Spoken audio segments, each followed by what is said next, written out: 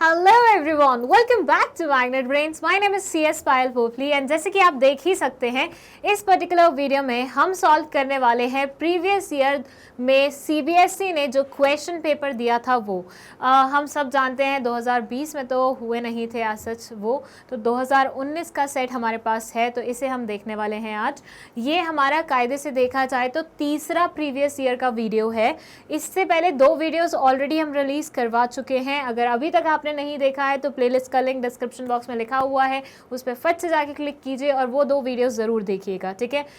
कई बार ऐसा होता है कि डिफरेंट सेट्स में क्वेश्चंस जो होते हैं वो रिपीट हो जाते हैं। उसके लिए मैं बस इतना कर रही हूँ कि मैं उन क्वेश्चंस को स्किप करती हुई जा रही हूँ ताकि आपका ज़्यादा टाइम वेस्ट ना हो रेपिटेशन वाले काम पे, ठीक है। लेकिन जो न्यू नेचर के क्वेश्चंस हैं वो तो ज़रूर देखिएगा, क्योंकि यू नेवर नो CBSE का कब मन बदल जाए और वो सेम क्वेश्चन उठा के इस बार के पेपर में डाल दे।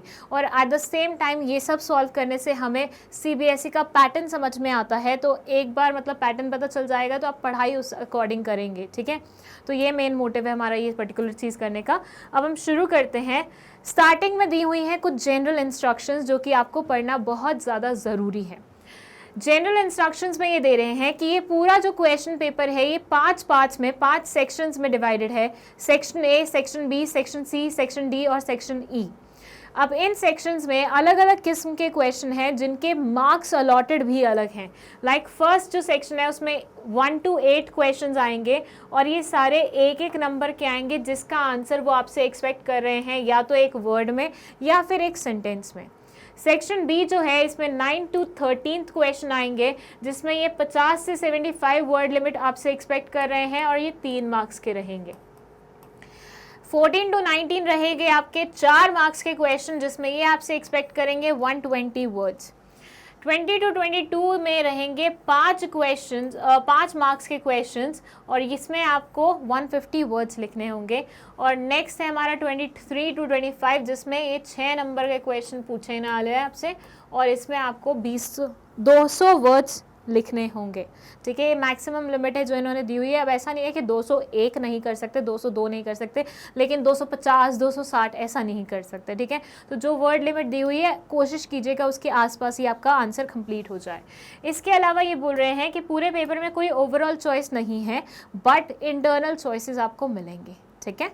चलिए अब शुरू करते हैं फर्स्ट क्वेश्चन से। ये 1 नंबर के लिए है। ये बोल रहे हैं various input resources are required by management to complete a task effectively and efficiently, name any 2।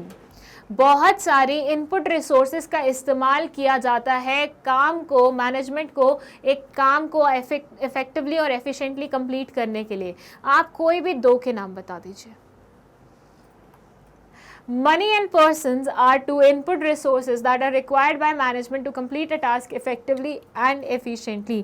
पैसे और इंसान, पैसे और इंसान 2 ऐसे रिसोर्सेज हैं, 2 ऐसे इनपुट रिसोर्सेज हैं जो अंदर से डाले जाते हैं मैनेजमेंट द्वारा ताकि कोई भी टास्क क्या हो जाए, एफिशिएंटली हो जाए, इफेक्टिवली हो जाए। थोड़ा नए नेचर का क्वेश्चन था, अच्छा था, ठीक है। और क्या होता है ना कि पहला ही क्वेश्चन ऐसा आ जाए जिसका आंसर शायद आपको नहीं पता है तो बच्चे के अंदर डर बैठ जाता है, राइट। देखो ना, क्वेश्चन पेपर तुम्हारे सामने आया, तुमने पहला क्वेश्चन रीड किया एंड यू आर लाइक यार ये तो पढ़ा ही नहीं हुआ, ये कहाँ से आ गया, ये इसको कैसे सॉल्व करेंगे। और फिर वहीं से वो जो टेंशन बिल्डअप होती है उसके बाद वो सारे क्वेश्चन पे जो तुम्हें आते भी होंगे उस पर भी निकलेगी। इसलिए पहले से प्रिपेयर्ड रहो। एक आधा क्वेश्चन हो सकता है जो तुम्हें आउट ऑफ द बॉक्स या आउट ऑफ सिलेबस लगे, लेकिन उसके पीछे तुम्हें पूरे पेपर को स्पॉइल नहीं करना है।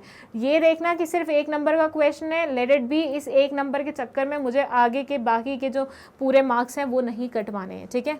थोड़ा सा अपने आप को इस चीज़ के लिए प्रिपेयर करके जाना। सेकेंड क्वेश्चन है define organising what is meant by delegation. ये इंटरनल चॉइस वाला क्वेश्चन है। इन दोनों में से कोई एक का आपको आंसर करना है। और देखिए दोनों स्ट्रेट फॉरवर्ड क्वेश्चन है, कितने सिंपल क्वेश्चन है। आपको या तो ऑर्गेनाइजिंग के बारे में बताना है एक लाइन में या फिर आपको डेलीगेशन के बारे में बताना है। ऑर्गेनाइजिंग क्या होता है, पूरे काम को छोटे छोटे पार्ट्स में डिवाइड करना, एक्सपर्ट को वो काम एलोकेट करना और उसके बाद रिपोर्टिंग रिलेशनशिप बता देना ताकि सबको पता हो किसको किसके पास जाना है काम लेने के लिए और काम के इन्फॉर्मेशन देने के लिए।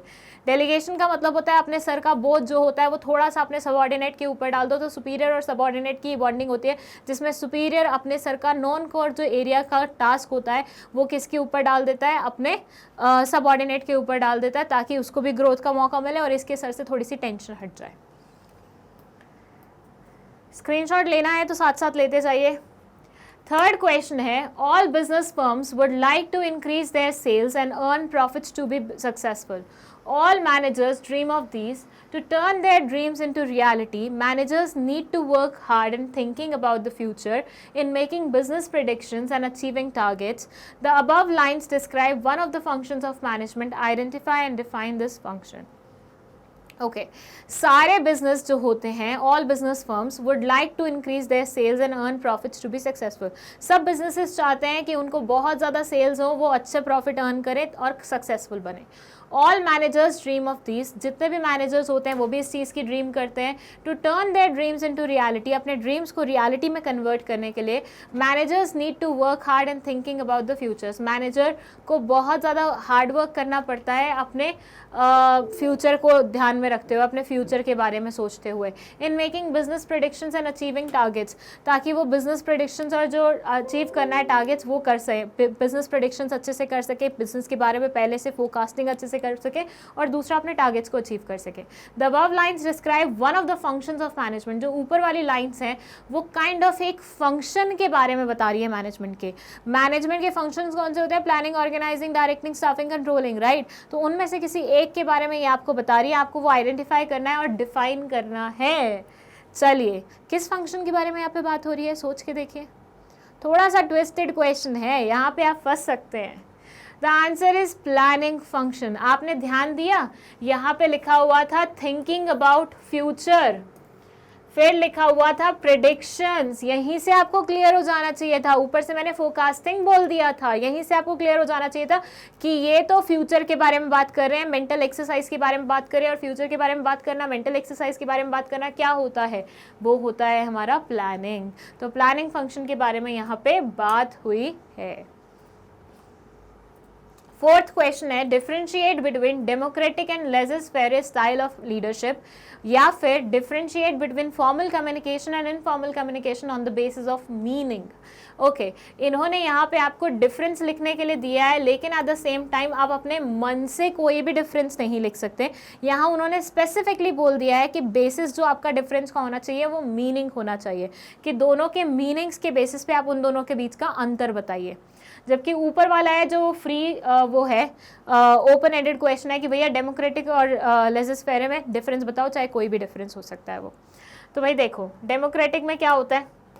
डेमोक्रेटिक में जो लीडर होता है वो डिसीजन लेने से पहले सबकी राय पूछता है, वो लोगों को मौका देता है कि हाँ भैया आओ, तुम अपनी बात रखो, तुम अपने मतलब जितने भी सबऑर्डिनेट्स हैं, जो भी सुपीरियर होगा, जो डिसीजन मेकिंग अथॉरिटी होल्ड करता होगा, वो सबऑर्डिनेट्स को बोलेगा कि भाई साहब आइए, आप अपना बताइए कि आपको क्या लगता है इस चीज़ के बारे में, ऐसा होना चाहिए, ऐसा नहीं होना चाहिए, थोड़ा सा कंसल्ट करके फिर डिसीजन लेते हैं। वेयर एज लेज़र-फेयर में ये बोलते हैं subordinates are provided maximum freedom and are encourage to take decisions independently. लोगों को बोल दिया जाता है जो तुम्हारा मन कर रहा है वही करो तुम, कोई दिक्कत नहीं है। मतलब यहाँ पे बिल्कुल ओपन एंड छोड़ दिया जाता है, जबकि यहाँ पे फिर भी एक अथॉरिटी होती है जो कंसल्टेशन लेती है। डिसाइड वह चाहे अपने अकॉर्डिंग करेगी, लेकिन कंसल्टेशन लेगी, एडवाइस लेगी, ओपिनियन लेगी लोगों की, ठीक है। फिर आता है हमारा सेकेंड वो ओरिजिन। ओके नहीं, ये एक्चुअली डेमोक्रेटिक स्टाइल नहीं है, कुछ गलत बोल लिख दिया इन्होंने। ये है हमारा फॉर्मल और इनफॉर्मल, वो फॉर्मल कम्युनिकेशन और इनफॉर्मल कम्युनिकेशन। तो ये फॉर्मल कम्युनिकेशन में ओरिजिन में बोलते हैं कि भैया it arises from formal rules and policies of the organisation. Organisation में फॉर्मल रूल्स मतलब पॉलिसीज वगैरह बनी होती हैं, जिसके बेसिस पे ये एग्जिस्टेंस में आता है।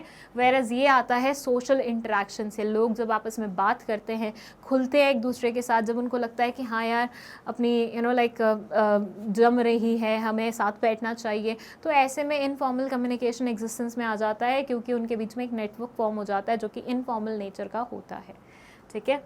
चलिए, सो ये हो गए हमारे दोनों क्वेश्चंस के answers. Now let's move to question number 5। ये बोलता है how does cost of debt affect the capital structure of an enterprise? How does cost of equity affect the capital structure of an enterprise?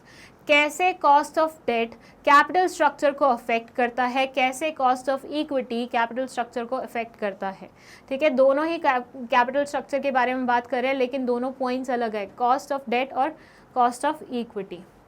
देखिए cost of debt में ये बोलते हैं the cost of debt affects the capital structure in the sense that if the firm can borrow a lower cost then it can increase its debt, then that is more debt can be used if the cost of debt is lower and vice versa.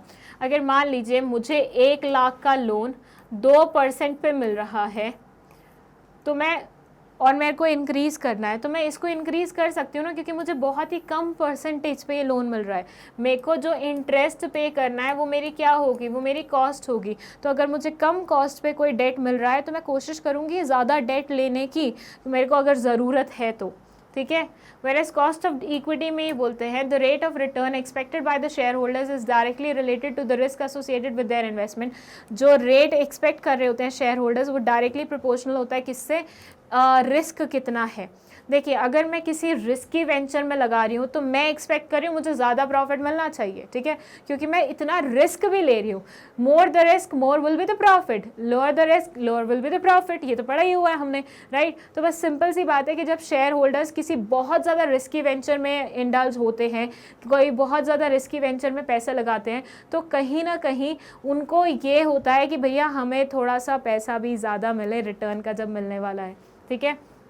As the financial risk faced by the company increases, the shareholders' expectation of the rate of return increases and vice versa.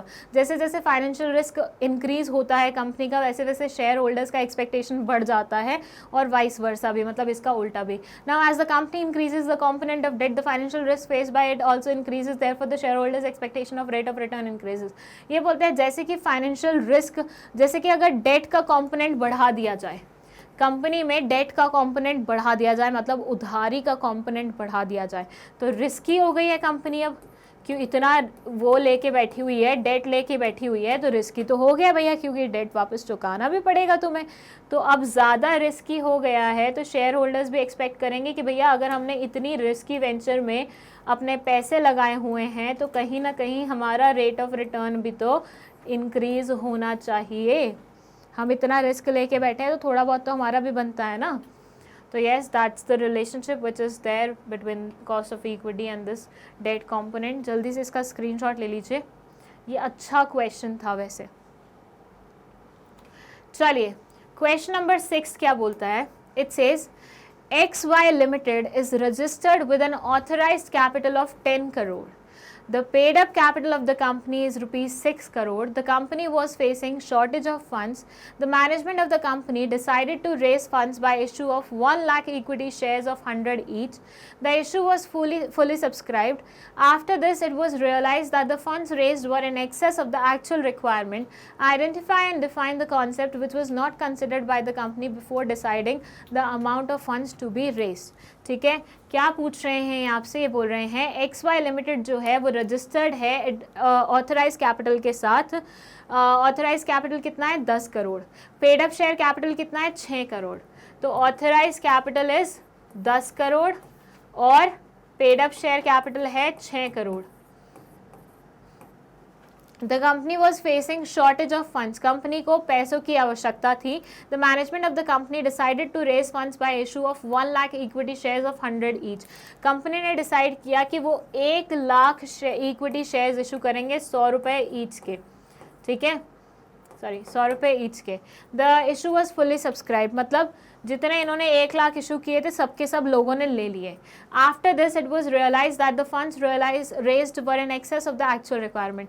जब इन्होंने एक बार funds raise कर लिए ना, उनको realise हुआ यार ये तो अपन ने ज़्यादा रेज कर लिया, इतनी तो आवश्यकता भी नहीं थी. Identify and define the concept which was not considered by the company before deciding the amount of the funds to be raised. अब आपको यहाँ पे बताना है कि कंपनी ने क्या गलती की है. मतलब देखो, तुम्हें उतने पैसे की आवश्यकता नहीं थी, तुमने उतने पैसे रेज कर लिया, मतलब तुमने गलत किया कुछ. तो आपको वही बताना है कि कौन सी कॉन्सेप्ट को कंपनी कंसिडर करना भूल गई थी before deciding the amount of the funds to be raised. चलिए अगेन दमदार क्वेश्चन आया है. मतलब अभी तक हम जो डेली सेट्स कर रहे थे वो वाले इतने ज़्यादा डिफ़िकल्ट नहीं थे जो प्रीवियस ईयर के क्वेश्चन पेपर डेली सेट्स किए हैं. ये वाला ऑल इंडिया वाला सेट है, मतलब पूरे इंडिया में जो सेट आता है बच्चों के लिए वो वाला है. इसका लेवल थोड़ा अच्छा है ना, तो बी प्रिपेयर्ड. वो क्या बोलते हैं, सीट्स के बेल्ट्स कस लीजिए. अब आ गया है समय जब आपको फेस करना पड़ेगा अच्छे वाला क्वेश्चंस. चलिए सोच के देखिए क्या होगा इसका आंसर. कौन सा वाला कॉन्सेप्ट है जो कंपनी ध्यान नहीं दे पाई, जिसको कंसिडर नहीं कर पाई? And the answer is the concept which was not considered by the company before deciding the amount of funds to be raised is financial planning. Company financial planning के बारे में नहीं सोच पाई and that was the reason उन्होंने गलती से ज़्यादा funds race कर दिए. अब आप मुझे एक बात बताओ, ज़्यादा फंड्स रेस कर दिए तो क्या होगा? पैसा तो बुरा लगता नहीं है कंपनी को, बट एक बात ये भी सोच के देखो, जो पैसा तुम्हें आवश्यकता नहीं थी, तुमने ज़्यादा रेस कर लिया, अब ये पैसा तुम्हारे पास आइडली पड़ा रहेगा. और जब कोई चीज़ बिना यूजेज के आपके पास पड़ी रहती है वो बोझ बन जाती है, और फंड्स तो बहुत ज़्यादा ही. तो ये गलती हो गई तुमसे कि तुमने फाइनेंशियल प्लानिंग अच्छे से नहीं की. ठीक है, चलिए let's move to next question. Question number 7 ये क्या बोलता है देख लेते हैं. Okay, it says Vivek purchased a bike from Sarnath Automobiles with a written guarantee to repair or replace if necessary within 6 months or 5,000 kilometers of distance travelled, whichever is earlier. After covering the distance of 400 kilometers in 2 months, the gears of the bike started giving problems. Vivek took the bike to the dealer who refused to listen to his complaint. He was confused about what he should do. Suggest the rights that विवेक में exercise in the above case. ये बोल रहा है कि भाई एक लड़का है विवेक जिसने एक बाइक खरीदी थी जिसके साथ एक रिटन गारंटी मिली थी. Mind this word, written guarantee मिली थी कि वो रिपेयर और रिप्लेस कर देंगे अब अगर कभी ज़रूरत पड़ेगी तो, या तो 6 मंथ्स में या फिर जब ये 6 मंथ्स के अंदर अंदर, या फिर जब तक ये 5,000 किलोमीटर्स चलती है तब तक. ठीक है, विच एवर इज अर्लियर, दोनों में से जो भी पहले आए. बट हुआ क्या, 400 किलोमीटर ही चली और 2 महीने में ये भी. ठीक है, 2 मंथ्स का पीरियड हुआ था, मतलब 6 महीने के अंदर अंदर था, और 5,000 लिमिट की भी अंदर अंदर था. दोनों लिमिट्स आपकी वो हो रही थी. तो गैस ने प्रॉब्लम देना स्टार्ट कर दिया. विवेक गया भाई डीलर के पास कि भाई देखो देखो ये प्रॉब्लम आ रही है इसमें. डीलर ने बोला मैं कुछ नहीं कर सकता, निकलो यहाँ से. तो ऐसे में आपको सजेस्ट करना है कि विवेक के साथ जो ये गलत हो रहा है उसमें वो अपने राइट्स को किस तरह से एक्सरसाइज कर सकता है. विवेक किस तरह से अपने राइट्स को एक्सरसाइज कर सकता है. कंज्यूमर प्रोटेक्शन एक्ट पढ़ा है आपने, बस वही अप्लाई करना है आपको यहाँ पे. And the answer of this question is the right that Vivek may exercise when his dealer refused to listen to his complaint is right to be heard and right to seek redressal. First है right to be heard, मतलब मेरी बात सुनी जाए, और दूसरा है मेरे साथ अगर कुछ गलत हुआ है तो मुझे उसकी रेमेडी मिलने के पूरे राइट्स बनते हैं. मतलब मेरे को कंज्यूमर प्रोटेक्शन एक्ट ने वो राइट दिया है कि अगर मेरे साथ कुछ गलत हुआ है तो मुझे उसके बदले में रेमेडी सीख करने का राइट बनता है. ठीक है, जस्टिस मिलने का राइट बनता है. नाउ क्वेश्चन नंबर 8 ये बोलता है Nayan Medicare Equipment Limited manufactures equipment for surgeons having a unique laser technique. The equipment can be used by surgeons only after proper training. Even there maintenance requires guidance of specialised engineers. Because of this the equipment is used in a limited number of hospitals. The company wants to increase the sale of the equipment. Suggest the promotion tool to be used by the company giving reason in support of your answer. Okay, अब इसकी हिंदी कर लेते हैं. हिंदी क्या बोलता है कि नयन Medicare Equipment limited manufacture करता था इक्विपमेंट स्किन के लिए, सर्जन्स के लिए, जिसमें यूनिक लेजर टेक्निक लगती है. The equipment can B use by surgeons only after proper training. वो सर्जन्स द्वारा तभी इस्तेमाल हो सकती थी जब सर्जन्स ने अच्छे से प्रॉपर ट्रेनिंग ले ली हो तो. Even there maintenance requires guidance of specialised engineers. Even जो ये इक्विपमेंट्स थे जिनकी बात हो रही है यहाँ पे, इनकी अगर वो भी करवानी होती थी ना रिपेयर वगैरह या मेंटेनेंस वगैरह, उसके लिए भी स्पेशलाइज्ड इंजीनियर्स लगते थे. ऐसे नहीं किसी भी शॉप पे जाके तुमने बोल दिया कि चलो इसको ठीक कर दो, नहीं. Because of this, the equipment is used in a limited number of hospitals. इतनी सारी टेक्निकलिटीज़ की वजह से ये जो इक्विपमेंट्स थे ये कुछ स्पेशलाइज्ड हॉस्पिटल्स में ही इस्तेमाल हो रहे थे, लिमिटेड नंबर ऑफ हॉस्पिटल्स में ही इस्तेमाल हो रहे थे. The company wants to increase the sale of the equipment. But company ने अगर इक्विपमेंट बनाया इतनी मेहनत लगा के तो वो चाहती थी कि भैया इसकी सेल इंक्रीज हो. Obviously Suggest the promotion tool to be used by the company giving reason in support of your answer. आपको यहाँ पे एक प्रमोशनल टूल बताना है जो कंपनी इस्तेमाल कर सकती है ताकि उनकी जो सेल्स है वो इंक्रीज हो जाए. तो भैया इतनी मेहनत उन्होंने कर दी है लेकिन उस मेहनत का फल ये हुआ है कि वो ज़्यादा हॉस्पिटल्स में इस्तेमाल नहीं हो पा रही है. तो ये चाहते हैं भैया ज़्यादा से ज़्यादा लोग उस पर्टिकुलर इक्विपमेंट को खरीदें, इसलिए आपको प्रमोशनल टूल के बारे में बताना है. That's it. And the answer of this is personal selling can be a promotional tool as the technology is unique in nature and can be used only by professionals. Therefore, to create awareness about the product among hospitals and doctors, personal selling can be used. ये बोलते हैं promotional tool जो यहाँ पे इस्तेमाल किया जा सकता है वो होगा आपका personal selling. उसका रीज़न ये है कि भैया personal selling में आप सामने वाले को टेक्निकलिटीज़ और ये सारी चीज़ों के बारे में पर्सनली समझा सकते हो. एडवर्टीजमेंट या फिर बहुत दूर से भिजवाना, उस वाले में क्या होता है कि भाई कोई एक पर्टिकुलर चीज़ भी अगर तुमने स्किप कर दिया तो इक्विपमेंट यूज़ नहीं कर पाएगा सामने वाला इंसान. बट ये इक्विपमेंट चाहता है, मतलब इसकी तो डिमांड है कि इसको सिर्फ एक्सपर्ट लोग ही इस्तेमाल करें. इसलिए पर्सनल सेलिंग से आपको पहले सामने वाले को उसकी पूरी स्पेशलिटीज़ बतानी पड़ेंगी, उसकी सारी यूनिकनेस बतानी पड़ेंगी, उसको किस तरह से इस्तेमाल किया जाएगा वो बताना पड़ेगा और इसके थ्रू ही आप उसे आगे बेच पाएंगे. So personal selling is that promotional tool. Question number 9 है explain any 3 limitations of planning function of management और explain any 3 importance of planning. मतलब या तो 3 बुराइयां बता दो, 3 लिमिटेशन बता दो या 3 इंपॉर्टेंस बता दो. दोनों ऑप्शन दिए हुए हैं, आप चूज कर सकते हैं आपकी कमांड किसके ऊपर है. और बहुत ही स्ट्रेट फॉरवर्ड क्वेश्चन है तो ज़्यादा कोई वो नहीं है. The limitation of planning is first है रिजिडिटी. एक बार अगर आपने चीज़ें प्लान कर ली हैं उसके बाद अगर उसमें आपको कुछ भी चेंजेस करने होते हैं तो आपके लिए बड़ा ज़्यादा मुश्किल हो जाता है क्योंकि फिर आपको सारी चीज़ें चेंज करनी पड़ती है. फर्स्ट से मैं बोलती हूँ कि मैंने एक मनाली की ट्रिप प्लान की, ठीक है, और मैंने सब डिसाइड कर लिया मनाली में मुझे कहाँ रुकना है, क्या करना है, कैसे करना है, किस किस जगह घूमने जाना है, किसके साथ जाना है. लेकिन फिर क्या हुआ कि उन डेट्स पे मेरा कोई एग्ज़ाम आ गया, ठीक है, और उसके बाद मनाली बंद हो गया. मतलब गवर्नमेंट ने बैन कर दिया मनाली में आना बाहर वाले लोगों का. अब मेरे को पूरी चीज़ ही प्लान दोबारा से करनी पड़ेगी. रीज़न बीइंग क्योंकि मैंने सारी जो प्लानिंग की थी वो उस पर्टिकुलर चीज़ को ध्यान में रखते की थी कि मैं मनाली जा रही हूँ. बट अब मुझे जगह बदलनी पड़ेगी, पहली बात डेट्स बदलनी पड़ेंगी, उसके बाद मुझे जो मेरी बुकिंग होगी वो बदलनी पड़ेगी. तो एक बार जब आप प्लान कर लेते हैं उसमें कुछ भी चेंजेस लाने पड़ते हैं ना तो बहुत ज़्यादा रिजिडिटी हो जाती है. सेकेंड है lack of flexibility to deal with a dynamic environment. अगर मान लीजिए बाहर का माहौल, बाहर की एनवायरनमेंट बदल जाती है तो उसके साथ आपको अपने आप को बदलना पड़ेगा. आपको बदलना पड़ेगा मतलब आपकी जो वो प्लानिंग बनी हुई है उसको आपको इस नेचर का बनाना पड़ेगा कि उसके साथ बदला जाए. और ये चीज़ हमेशा पॉसिबल हो पाए ऐसा ज़रूरी नहीं है, ठीक है.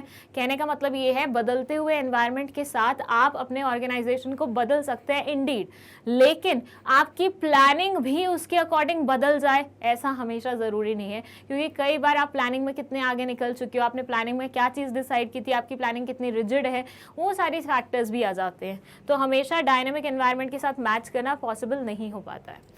देन है रिड्यूस क्रिएटिविटी. भैया देखिए प्लानिंग में हर एक चीज़ टॉप मैनेजमेंट पहले से डिसाइड कर देता है कि ये करना है, ये करना है, ये करना है, ये करना है, ये करना है. अब सब ऑर्डिनेट्स को मौका ही नहीं मिलता खुद का दिमाग अप्लाई करने का. उनको बस इंस्ट्रक्शंस दी जाती है तुम्हें ये करना है, तो वो एग्जैक्टली बैठ के वही करते हैं. तो उनका खुद का जो क्रिएटिव साइड होता है ना वो सारा साइड हो जाता है. उनकी जो क्रिएटिविटी होती है वो सारी गड्ढे में चली जाती है और वो क्या हो जाते हैं, मतलब रोबोट्स की तरह काम करना शुरू कर देते हैं. 3 इंपॉर्टेंस की बात करें तो फर्स्ट है रेंडर्स डायरेक्शन. भाई देखो तुमने प्लानिंग की है तो मतलब तुम्हें अब पता तुम्हारा नेक्स्ट कोर्स ऑफ एक्शन क्या होने वाला है.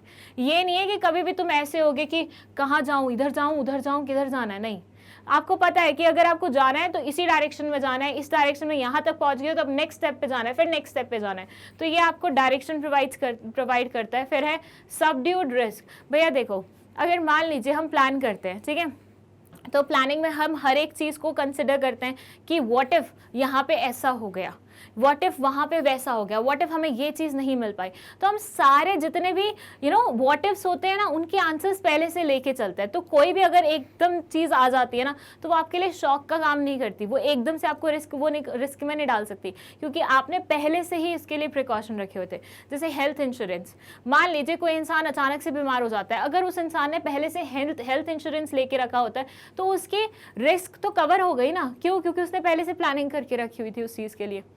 अगर मान लीजिए उसने हेल्थ इंश्योरेंस नहीं लिया होता, उसने प्लानिंग नहीं की होती और वो अचानक से बीमार हो जाता, उसके बाद खर्चा उसको पूरा अपनी जेब से करना पड़ता, कितना मुश्किल हो जाता. सो येस, सबड्यूड रिस्क मतलब रिस्क थोड़ा सा कम हो जाता है. Minimise overlapping. अब देखिए सब प्लानिंग में हर एक चीज़ फिक्स होती है कि कैसे करना है, क्या करना है, कैसे नहीं करना, कैसे नहीं करना. ओके, अब इसमें क्या होगा कि सारी चीज़ें चल रही हैं, सबको पता है उनका काम क्या है, उनका काम क्या है, किसको क्या करना है, किसको क्या नहीं करना. तो ऐसे में 2 लोग सेम नेचर का काम करें, 2 लोग कि कोई भी काम नहीं करें, ऐसा नहीं होगा। मतलब कभी भी काम की ओवरलैपिंग नहीं होगी कि ये हो गया फिर दोबारा से यही हो रहा है, फिर ऐसा हो रहा है, फिर वैसा हो रहा है, नहीं। हर एक काम सिस्टमैटिक तरीके से चलेगा। रीज़न बीइंग आपने हर एक चीज़ पहले से बैठ के अच्छे तरीके से प्लान की थी। सो ये हो गए आपके 3 इंपॉर्टेंस प्लानिंग के। मैं थोड़ा सा साइड हो जाती हूँ, आप चाहें तो इसका स्क्रीनशॉट ले सकते हैं। Now it's turn of 10th question। ये बोलते हैं explain critical point control and management by exception और explain setting performance standards and measurement of actual performance as steps of controlling process। controlling process आपने पढ़ी हुई है, उसके 2 steps यहाँ पे लिखे हुए हैं, उन दोनों को आपको explain करना है। और ऊपर आपके पास 2 टेक्निक्स के बारे में बात हो रही है, क्रिटिकल पॉइंट कंट्रोल या मैनेजमेंट बाय एक्सेप्शन क्या होते हैं उसको आपको एक्सप्लेन करना है। अगेन वो भी कंट्रोलिंग चैप्टर का ही पार्ट है। मैंने आपको पहले भी बताया है, मैक्सिमम सिनेरियोज में, I am not saying always, I am saying maximum scenarios में जो ये इंटरनल चॉइस वाले क्वेश्चन आते हैं ना, ये एक ही चैप्टर से आते हैं। तो उससे ये हो जाता है कि अगर आपने वो चैप्टर ऑल टुगेदर नहीं पढ़ा है तो आपसे दोनों में से कोई भी क्वेश्चन नहीं बनेगा। तो अगर पढ़ रहे हो तो हर एक चैप्टर को वैसे तो देखो पूरा ही पढ़ो, लेकिन अगर एक आधा टॉपिक छूट जाता है तो पूरा चैप्टर मत छोड़ना कोई भी, ठीक है? इतना मान के चलना। वैसे तो मैं अपने सारे स्टूडेंट से एक्सपेक्ट करती हूँ कि कुछ भी इतना डिफिकल्ट नहीं है तुम्हारे सिलेबस में कि तुमसे पढ़ा ना जाए या तुम्हें समझ में नहीं आए। सब कुछ समझ में आएगा, बस तुम्हें थोड़ा फोकस से पढ़ना है, ठीक है? चलो इसका आंसर देख लेते हैं। It says under the principle of critical point control, an organization cannot keep a check on all the activities of the management. Thus, this technique of controlling aims at focusing on only the key result areas that affect the entire organization. ये बोलते हैं कि अगर आप सब कुछ अपने हाथ में पकड़ने की कोशिश करोगे तो तुम्हारा हाथ खाली रह जाएगा, कुछ भी तुम्हारे हाथ में नहीं लग पाएगा। जब हम बहुत ज़्यादा कंट्रोल फ्रीक हो जाते हैं ना, तो अक्सर हम लूज कर जाते हैं। कैसे भाई? देखो, वो बोलते हैं ना, रेत को अगर तुम हाथ में उठाओगे और मुट्ठी को टाइटली बंद करोगे तो वो रेत निकलना शुरू हो जाएगी। कोई भी चीज़ ज़्यादा बंदिशों में रह नहीं सकती है। तो ये यही बोल रहे हैं यहाँ पे कि आप हर एक डेविएशन को या हर एक चीज़ को नहीं वो कर सकते, ठीक कर सकते। तो आपको डिसाइड करना पड़ेगा कि आपके कौन से कोर एरियाज़ हैं, कौन से क्रिटिकल एरियाज़ में जिनमें आप डेविएशन बिल्कुल भी बर्दाश्त नहीं कर सकते। कि 19 का 20 भी हो गया तो भी आपको बहुत ज़्यादा खलेगा वो चीज़। पहले तो ये डिसाइड कर लो। और कौन से ऐसे एरियाज हैं जिनमें आप डेविएशन अफोर्ड कर सकते हो। अगर डेविएशन अफोर्ड कर सकते हो उन एरियाज को छोड़ दो, फिर ये क्रिटिकल पॉइंट्स पे फोकस करो। अगर इनमें डेविएशन हो रही है तो उसको थोड़ा सा ठीक करने की कोशिश करो। तो अंडर द इसमें ये क्या करते हैं, कुछ ऐसे फैक्टर्स ढूंढ लेते हैं, कुछ ऐसी एक्टिविटीज़ ढूंढ लेते हैं जिनके ऊपर बिल्कुल अच्छे से कंट्रोल रखा जाता है, बिल्कुल अच्छे से देखा जाता है। इन एरियाज़ को बोला जाता है की रिजल्ट एरियाज़, कि पूरे ऑर्गेनाइजेशन पे असर पड़ेगा। अगर इनमें थोड़ा सा भी चेंज आ जाता है तो पूरी ऑर्गेनाइजेशन पे बहुत ड्रास्टिक असर पड़ सकता है, ठीक है? इन्होंने एग्जाम्पल दिया हुआ है, rise in input cost would be more important than rise in stationery cost. ये बोलते हैं कि जैसे मान लीजिए इनपुट की कॉस्ट में राइज हो जाता है, रॉ मटेरियल्स की कॉस्ट में राइज हो जाता है, ठीक है? पहले रॉ मटेरियल आपको 5 रुपए के मिलते थे, अब तुम्हें 10 रुपए के मिल रहे हैं। तो इससे क्या होगा, इससे तुम्हारे प्रोडक्ट का प्राइस ही बदल जाएगा। 5 रुपए से 5 रुपए महंगा हो जाएगा तुम्हारा प्रोडक्ट। तो ये जो कॉस्ट इंक्रीज हुई है तुम्हारे लिए बहुत ज़्यादा इंपॉर्टेंट है, बहुत ज़्यादा क्रिटिकल है I should say. Where stationery 10 से अगर 15 हो जाएगी तो उससे तुम्हें ज़्यादा फर्क नहीं पड़ेगा, क्योंकि वो तुम्हारे इनपुट्स में इतनी एसेंशियल नहीं मानी जाएगी, ठीक है? तो इसलिए हर एक कॉस्ट का बढ़ना आपके लिए उतना ज़्यादा दुखी, मतलब उतना ज़्यादा बेकार या उतना ज़्यादा अच्छा नहीं होगा। लेकिन कुछ रिस्पेक्टिव कॉस्ट का बढ़ना या कुछ रिस्पेक्टिव चीज़ों में हल्का फुल्का चेंज आना भी आपके पूरे ऑर्गेनाइजेशन को हिला सकता है। तो उन एरियाज़ को क्रिटिकल पॉइंट कंट्रोल की मदद से हम क्या करते हैं, थोड़ा सा कंट्रोल में रखने की कोशिश करते हैं। According to this, only the essential and significant deviation that are beyond the acceptable limit should be controlled. For example, if there is 6% rise in labor cost, whereas the permissible limit is just 3%, then that should be immediately brought into the notice of management, and 2% in the cost of.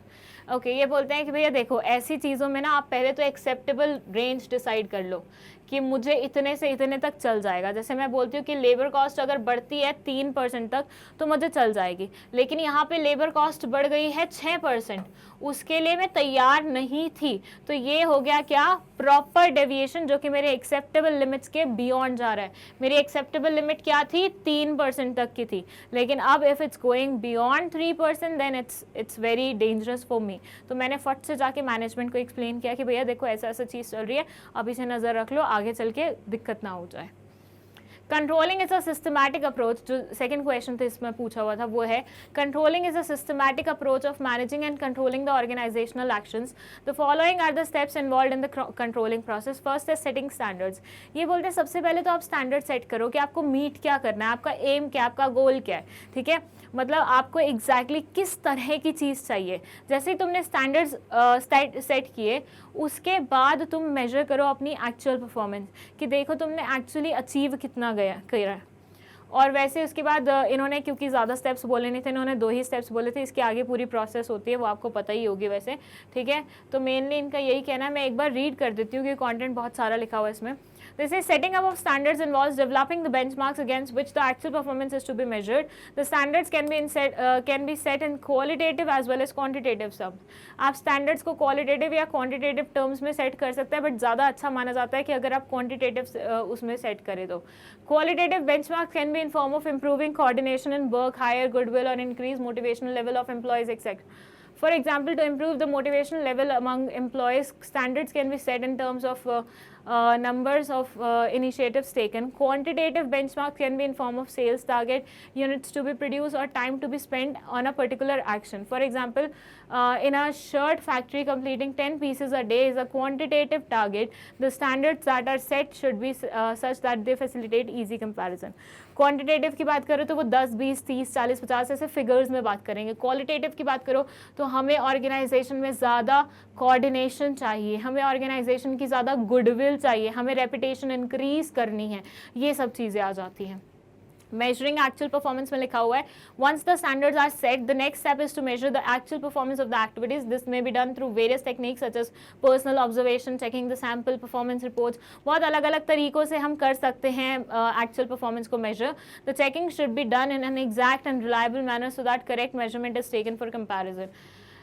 ये बहुत ही ढंग से करना चाहिए ताकि आपके पास exact results आए। Measurement can be done after the completion of the activity as well as while it is in progress. ये बोलते हैं ज़रूरी नहीं है कि आपको मेजरमेंट तभी करनी है जब एक्टिविटी पूरी कंप्लीट होगी, नहीं, you can do it in between also, like बीच में भी आप कभी कर सकते हो। For example, while assembling small parts of a bigger machine, the parts can be checked before assembling. This would ensure the continuous monitoring of the small parts as well as the final machine. ठीक है, चलो एक example भी दे दिया इन्होंने साथ में। अब आप फट से क्या करो, स्क्रीनशॉट ले लो, ये लो।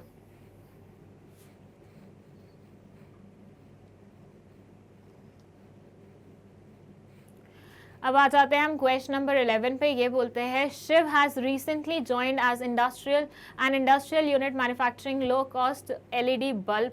He has 5 workers working under him. He gives them instructions to ensure optimum utilization of resources and achievement of work targets. He provides good on-the-job training to the workers to build an efficient team. He also analyzes the work performed by them and gives feedback. The work performed by Shiv may be described as an important element of the directing. Name the element and state 2 other functions which may be performed by Shiv in addition to those highlighted above. चलिए एक बार हिंदी देख लेते हैं इसकी क्या बोलते हैं। ये बोलते हैं Shiv has recently joined an industrial unit manufacturing low cost LED bulb. Shiv ने अभी एक इंडस्ट्रियल यूनिट ज्वाइन की है जो कि LED बल्ब बनाते हैं कम कीमत वाले। He has 5 workers working under him. उसके अंदर 5 वर्कर्स काम कर रहे हैं। He gives them instructions to ensure optimum utilization of resources. ये जब उन्हें इंस्ट्रक्शन देता है तो ये इंश्योर करता है कि भैया सामने वाले जो वर्कर्स है वो हर एक रिसोर्स को ऑप्टिमली इस्तेमाल करें और सारे ही जितने भी टारगेट्स उनको दिए जा रहे हैं उनको अचीव करें। He provides good on the job training to the workers to build an efficient team. ये बहुत अच्छी ऑन द जॉब ट्रेनिंग देते हैं, मतलब काम करवाते करवाते ट्रेनिंग मिलना वर्कर्स को ताकि वो एक अच्छी टीम बन सके। He also analyses the work performed bye them. ये साथ ही साथ उनके काम को एनालाइज भी करते हैं और उन्हें फीडबैक भी देते हैं। The work performed by Shiv may be described as an important element of directing. जो काम शिव कर रहा है वो एक बहुत ही इंपॉर्टेंट एलिमेंट है डायरेक्टिंग का। आपको उस एलिमेंट का नाम बताना है और 2 अदर फंक्शंस बताने हैं जो कि Shiv which may be performed by Shiv, जो शिव के द्वारा परफॉर्म किए जा सकते हैं in addition to the above highlighted see basically what they are saying is कि डायरेक्टिंग के 4 एलिमेंट्स होते हैं, उन चारों में से एक एलिमेंट शिव यहाँ पे कर रहा है ऊपर वाली स्टोरी में, जिसमें वो लोगों को ऑन द जॉब ट्रेनिंग दे रहा है, उनको उनका काम देखता है, उनको फीडबैक देता है। तो ये सारे फंक्शंस तो ये कर रहा है, जो उससे एलिमेंट का पता लगाओ कौन से वाला वो कर रहा है डायरेक्टिंग का, and at the same time उस एलिमेंट के और क्या क्या फंक्शंस हो सकते हैं जो ऊपर मेंशन्ड है उसके अलावा, वो भी आपको बताने हैं। तो 2 क्वेश्चंस के आंसर यहाँ पे चाहिए, एक तो एलिमेंट डायरेक्टिंग का कौन सा है, एंड दूसरा उस एलिमेंट के क्या फंक्शंस हो सकते हैं जो ऊपर दिए हुए हैं उसके अलावा। ठीक है, बहुत ही सिंपल क्वेश्चन है। अगर आपको टाइम लग रहा है इसका आंसर वो करने में तो आप पॉज कर लीजिए और आराम से सोच विचार के पहले अपना आंसर लाइएगा, उसके बाद यहाँ का आंसर देखिएगा। ठीक है, okay, so the answer is the element of directing which is discussed above in this question is supervision। अगर आपने ये लाइन देखी होगी, यहाँ पे आराम से मतलब बिल्कुल स्ट्रेट अवे फॉर्मेट में लिखा हुआ था कि ये क्या करता है, वो उनको काम करते हुए देखता भी है और उनको फीडबैक भी देता है। ठीक है, तो सुपरविजन में यही होता है ना, आप दूसरों के काम पे नजर रखते हैं, उनके काम को मॉनिटर करते हैं और उनको उसके अकॉर्डिंग डायरेक्शंस देते हैं, फीडबैक देते हैं। It is the process of guiding and instructing the subordinates towards the achievement of desired goals and objectives of the organization. A supervisor is a person who lies immediately above the worker in the organizational hierarchy and directly observes the activities of the subordinates।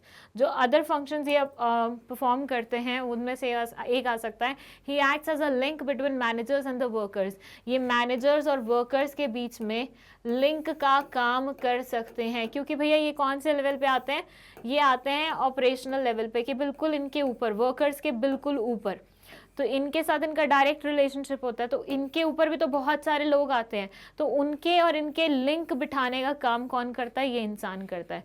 He is in direct contact with the employees and thereby guides and supports them. क्योंकि ये इनके साथ directly contact में होता है तो ये उन्हें गाइड भी करता है, एट टाइम उनको सपोर्ट भी करता है, उनको जब ज़रूरत होती है तो इनसे बात भी करते हैं, इनको जब इंस्ट्रक्शन होती है तो इंस्ट्रक्शन भी देते हैं। तो इस तरीके से ये और भी काम कर सकते हैं, और भी इनके फंक्शन हो सकते हैं। फटाफट स्क्रीनशॉट ले लो इसका, फिर हम चलते हैं आगे। डन, चलिए let's move to question number 12। ये बोलता है financial markets are classified on the basis of maturity of the financial instruments traded in them. Name the market in which the instrument with more than 1 year maturity are traded. Also state any 2 features of this market. Financial market are classified on the basis of maturity of financial instruments traded in them। Financial markets का classification इस तरीके से होता है कि उनमें कौन सी financial instruments trade की जाती हैं। जैसे पहले मैं क्वेश्चन देख लूँ क्योंकि मैं पता चले आंसर बता दूँ तुम्हें। Name the market in which the instruments with more than 1 year maturity are traded.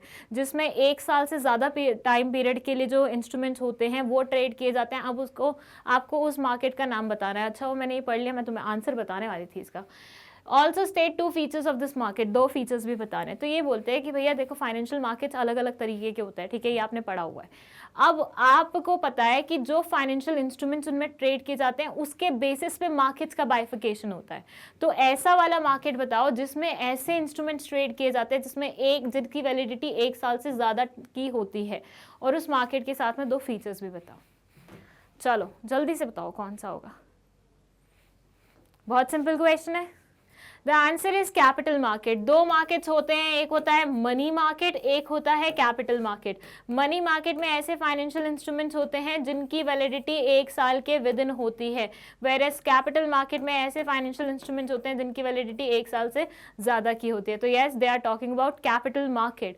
Capital market के 2 फीचर्स के बारे में अगर हम बात करें तो फर्स्ट है the capital market acts as a platform that links the savers and investors. It directs the savings of the households to their most productive use. In this way, it adds to the growth and prospect of an economy. ये क्या करते हैं, सेवर्स और investors के बीच में एक link होते हैं। बेसिकली क्या करते हैं, हाउस होल्ड से पैसा उठाते हैं, उनका पैसा ऐसी बढ़िया जगहों पे लगाते हैं जहाँ पे उनकी प्रोडक्टिविटी, मतलब जहाँ पे उनका पैसा प्रोडक्टिवली इस्तेमाल हो रहा है and at the same time और पैसा जनरेट कर रहा है। ठीक है, सेकेंड फीचर की बात करें तो ये it work strictly according to the guidelines and policies issued by the government. ये यूजुअली जो गवर्नमेंट के द्वारा पॉलिसीज और गाइडलाइंस होती है ना, उनके अकॉर्डिंग वर्क करता है, स्ट्रिक्टली उनके अकॉर्डिंग वर्क करता है। ठीक है, चलिए नेक्स्ट क्वेश्चन। स्क्रीनशॉट लेना है आपको, ले लीजिए फटाफट। स्क्रीनशॉट सिर्फ रेफरेंस के लिए लेंगे आप, डायरेक्ट जीतने के लिए नहीं लेंगे। चलिए question number 13. Gopal, Mohan and Shyam are three friends having their separate small manufacturing units in an industrial estate. They are hard-working and honest and undertake their respective production activities following the good practices of business. They use good quality raw materials and adopt a standardized process. They fix the prices of their products with a reasonable profit margin, but all of them are worried about the malpractices like the manufacturing substandard, duplicate and defective goods by the fellow manufacturers. Therefore, they decided to form an organization with a constitution of its own, which is free from government interference. This organization would encourage consumers to strongly protest and take action against unscrupulous, exploitative and unfair trade practices of sellers. State three other functions which may be performed by the organization in addition to these mentioned above. Okay ये वाला जो case study है ना, ये थोड़ा सा पुराना है क्योंकि मैं आपको पहले पढ़ा चुकी हूँ कहीं ना कहीं, शायद चैप्टर के एंड में पढ़ाया था या फिर टेस्ट पेपर्स में था. इसमें क्या बोलते हैं, इसमें ये बोल रहे हैं गोपाल, मोहन और श्याम तीनों क्या हैं, अच्छे दोस्त हैं जिनकी सेपरेट स्मॉल मैन्युफैक्चरिंग यूनिट्स हैं इंडस्ट्रियल एस्टेट में. दे आर हार्ड वर्किंग, वो बहुत ज़्यादा हार्ड वर्किंग है और ऑनेस्ट है. And undertake their respective production activities following the good practices of business. ये अपनी प्रोडक्शन एक्टिविटीज़ अपने अपने रिस्पेक्टिव उसमें कर रहे हैं और गुड प्रैक्टिसेस भी कर रहे हैं बिजनेस की, मतलब अच्छे से सारी चीज़ों को फॉलो करते हुए कर रहे हैं. They use good quality raw materials, ये अच्छे रॉ मटेरियल्स इस्तेमाल करते हैं, अच्छी क्वालिटी के रॉ मटेरियल्स इस्तेमाल करते हैं. और एंड अडॉप्ट स्टैंडर्डाइज प्रोसेसेस, और अच्छे स्टैंडर्डाइज प्रोसेसेस का इस्तेमाल कर रहे हैं पूरे प्रोडक्शन के लिए. दे fix the prices of their products with a reasonable profit margin. ये अपने प्रोडक्ट्स का जब प्राइस सेट करते हैं तो इंश्योर करते हैं कि रीजनेबल प्रॉफिट मार्जिन इनको मिल जाए बीच में. But all of them are worried about the malpractices like manufacturing substandard, duplicate and defective goods.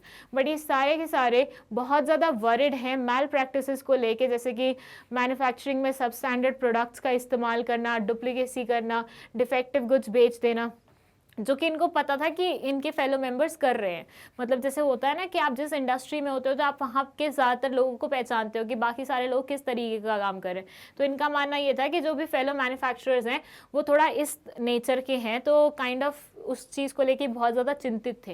Therefore they decided to form an organisation. इसलिए इन लोगों ने कोशिश की कि हम एक ऑर्गेनाइजेशन फॉर्म करते हैं जिसका constitution of its own which is free from government interference. जिनका कॉन्स्टिट्यूशन इनका खुद का ही डिसाइडेड होगा, गवर्नमेंट इंटरफेरेंस नहीं होगी उसमें. This organisation would encourage consumers to strongly protest and take action against all these things. ये ऑर्गेनाइजेशन बेसिकली कंज्यूमर्स को पुश करेगी, एनकरेज करेगी कि वो गलत चीज़ों के अगेंस्ट आवाज़ उठाए, गलत प्रोडक्ट्स के अगेंस्ट आवाज़ उठाएं. State other three functions which may be performed by the organisation.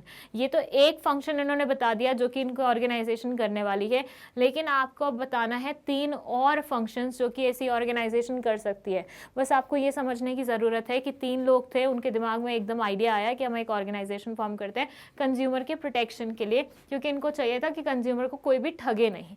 ठीक है, तो इन्होंने एक ऑर्गेनाइजेशन फॉर्म किया जिसमें गवर्नमेंट का इंटरफेरेंस नहीं है.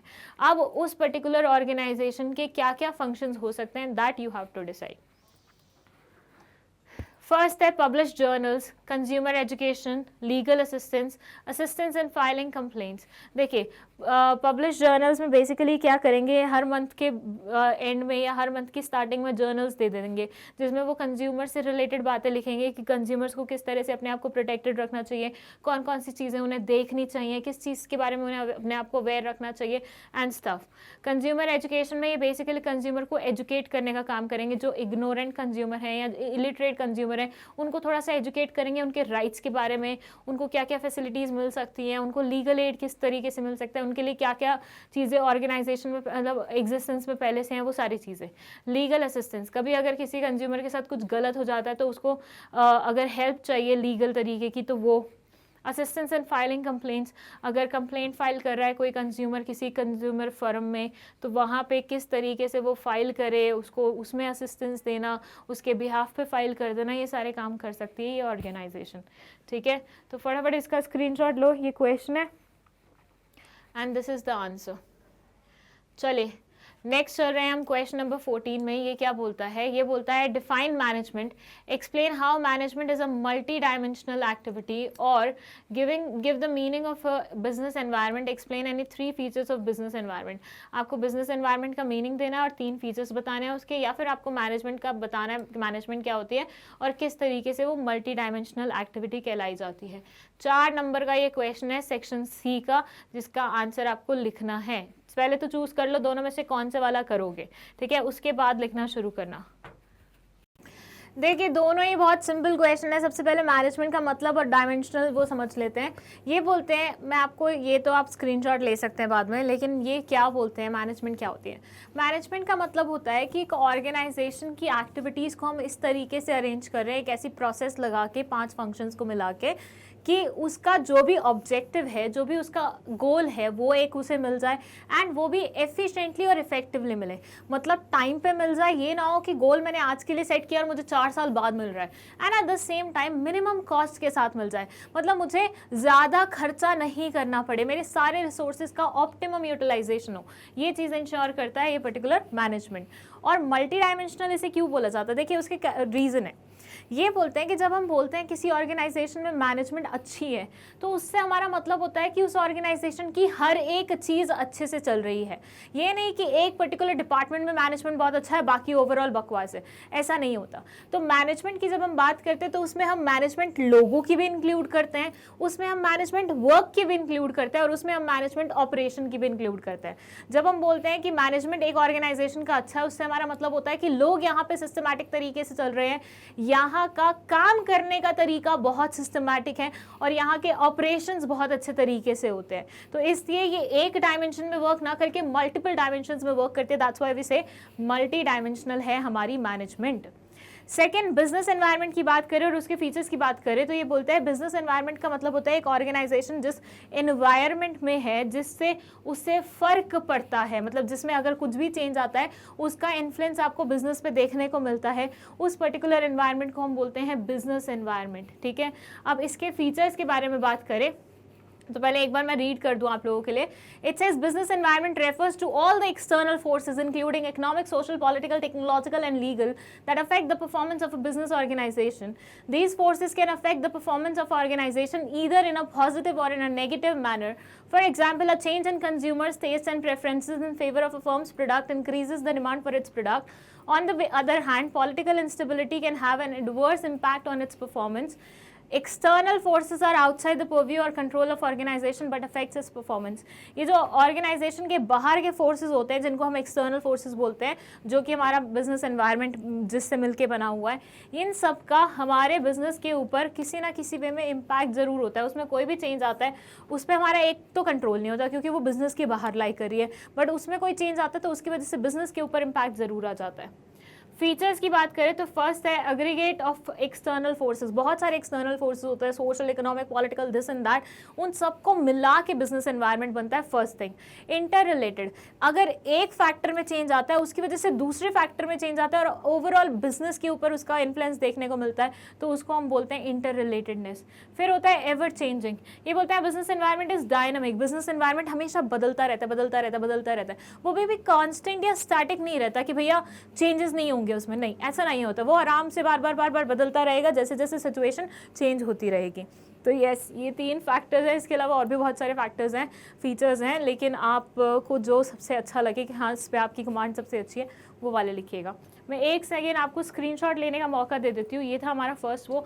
लेकिन अगर आप मुझसे पूछेंगे ना 4 मार्क्स के लिए, अगर आपने इतना एक्सप्लेनेशन लिखा होगा तो मैं आपको कितने मार्क्स दूंगी, तो मैं आपको इसको 2.5 नंबर से ज़्यादा मार्क्स नहीं दे पाऊंगी, क्योंकि एक तो मुझे प्रेजेंटेशन अच्छी नहीं लगी, पूरा का पूरा मतलब 2 क्वेश्चन पूछे हुए थे और आपने एक ही पैराग्राफ में पूरा आंसर लिख दिया दोनों क्वेश्चन का। तो मैं तो इस चीज़ से बिल्कुल भी इंप्रेस नहीं हूँ। आपको 2 अलग अलग पैराग्राफ्स बनाने चाहिए थे, 2 अलग अलग आंसर्स के लिए। दूसरा, आपको मल्टी डायमेंशनल को अच्छा फ्लो चार्ट से एक्सप्लेन करना चाहिए था, क्योंकि 4 नंबर का क्वेश्चन था। अगर 2 नंबर का क्वेश्चन होता ना तो ये आंसर एक्सपेक्टेड था। यहाँ पे 4 नंबर के अकॉर्डिंग आंसर प्रॉपर्ली नहीं लिखा हुआ, इसलिए सिर्फ रेफरेंस के लिए इसका स्क्रीनशॉट लेना, बाकी एग्जैक्टली सेम वे में नहीं लिख के आना, जिस वे में मैंने बताया उस वे में लिख के आना। इसका भी स्क्रीनशॉट ले लीजिए और इसका भी स्क्रीनशॉट ले लीजिए। And now let's move to the next part. ये चौथा भी फीचर लिखा हुआ है, लेकिन अब इसको डिस्कस करने का कोई मतलब नहीं बनता। 15th क्वेश्चन बोलता है one of the questions that needs to be answered in the organising function is at what level are decisions made. Decision making authority in an organization can be pushed to the lower level or it may lie with the top level management. However, it is not an either or concept. When an organization grows in size or complexity, there is tendency towards sharing decision making authority with the lower levels. This is because in large organization, employees who are closely involved with certain operations tend to have more knowledge about them than the top management. An important concept of organizing function is discussed above. Identify the concept and state any 3 points of importance. देखिए, ये बोल रहे हैं कि organising function की एक बहुत ही इंपॉर्टेंट कॉन्सेप्ट को ऊपर डिस्कस किया गया है, आपको उसे आइडेंटिफाई करना है और उसके 3 इंपॉर्टेंस बताने हैं, बट उसके लिए मैं आपको पहले पूरी केस स्टडी समझा देती हूँ. One of the important question that needs to be answered in organizing function is what levels are decisions made. एक बहुत ही important चीज़ जो कि ऑर्गेनाइजिंग फंक्शन में पूछी जाती है, एक बहुत ही इंपॉर्टेंट क्वेश्चन, वो ये है कि कौन से लेवल पे डिसीजंस लिए जाते हैं. Decision making authority in an organisation can be pushed down to the lower levels or it may lie with the top management. जो डिसीजन मेकिंग अथॉरिटी होती है वो या तो आप पूरे ऑर्गेनाइजेशन में लोअर लेवल्स तक स्प्रेड कर सकते हो या फिर टॉप मैनेजमेंट अपने हाथ में रख सकता है, जिसे हम शायद सेंट्रलाइजेशन और डिसेंट्रलाइजेशन बोलते हैं. आई होप मैंने तुम्हें आंसर नहीं बता दिया, मेरे को एक बार पढ़ने दो आगे का. However it is not an either or concept, ये ईदर और कॉन्सेप्ट नहीं है. When an organisation grows in size or complexity there is tendency towards sharing decision making authority with lower levels. जब ऑर्गेनाइजेशन ग्रो करने लगता है तब tendency आ जाती है कि लोअर लेवल्स तक आप डिसीजन मेकिंग अथॉरिटी पास करने लगते हो, मतलब डिसेंट्रलाइजेशन करने लगते हो. This is because in large organisation employees who are closely involve with certain operation tend to have more knowledge about them than the top management. क्योंकि जब बहुत बड़ी ऑर्गेनाइजेशन होती है तो एक्सपर्टीज बहुत ज़्यादा ज़रूरी होती है और जो भी इंसान उस पर्टिकुलर फील्ड से कनेक्टेड होता है ऐसा माना जाता है उसके पास ज़्यादा नॉलेज होगी. जैसे मैं आपको बोलूँ, मैग्नेट ब्रेन्स पहले बहुत छोटा था, तो सिलेबस किस तरह से ड्राफ्ट करना है, कैसे पढ़ाना है, वो सारी चीज़ें टॉप मैनेजमेंट डिसाइड करता था. बट जैसे जैसे ये ग्रो करने लगा, बहुत सारे टीचर्स आने लगे, बहुत सारे मतलब एग्जाम एक्सपर्ट वीडियोस बनने लग गए, तो उसमें उन्होंने बोला कि टीचर्स के पास उतनी अथॉरिटी होनी चाहिए कि वो क्या बनाना चाहते हैं, क्या वीडियो बनाना चाहते हैं, क्या प्रेजेंट करना चाहते हैं, क्योंकि उन्हें ज़्यादा पता होगा ना. लाइक अगर बिजनेस स्टडीज़ की बात होती है तो मुझे ज़्यादा पता होगा instead of the top management.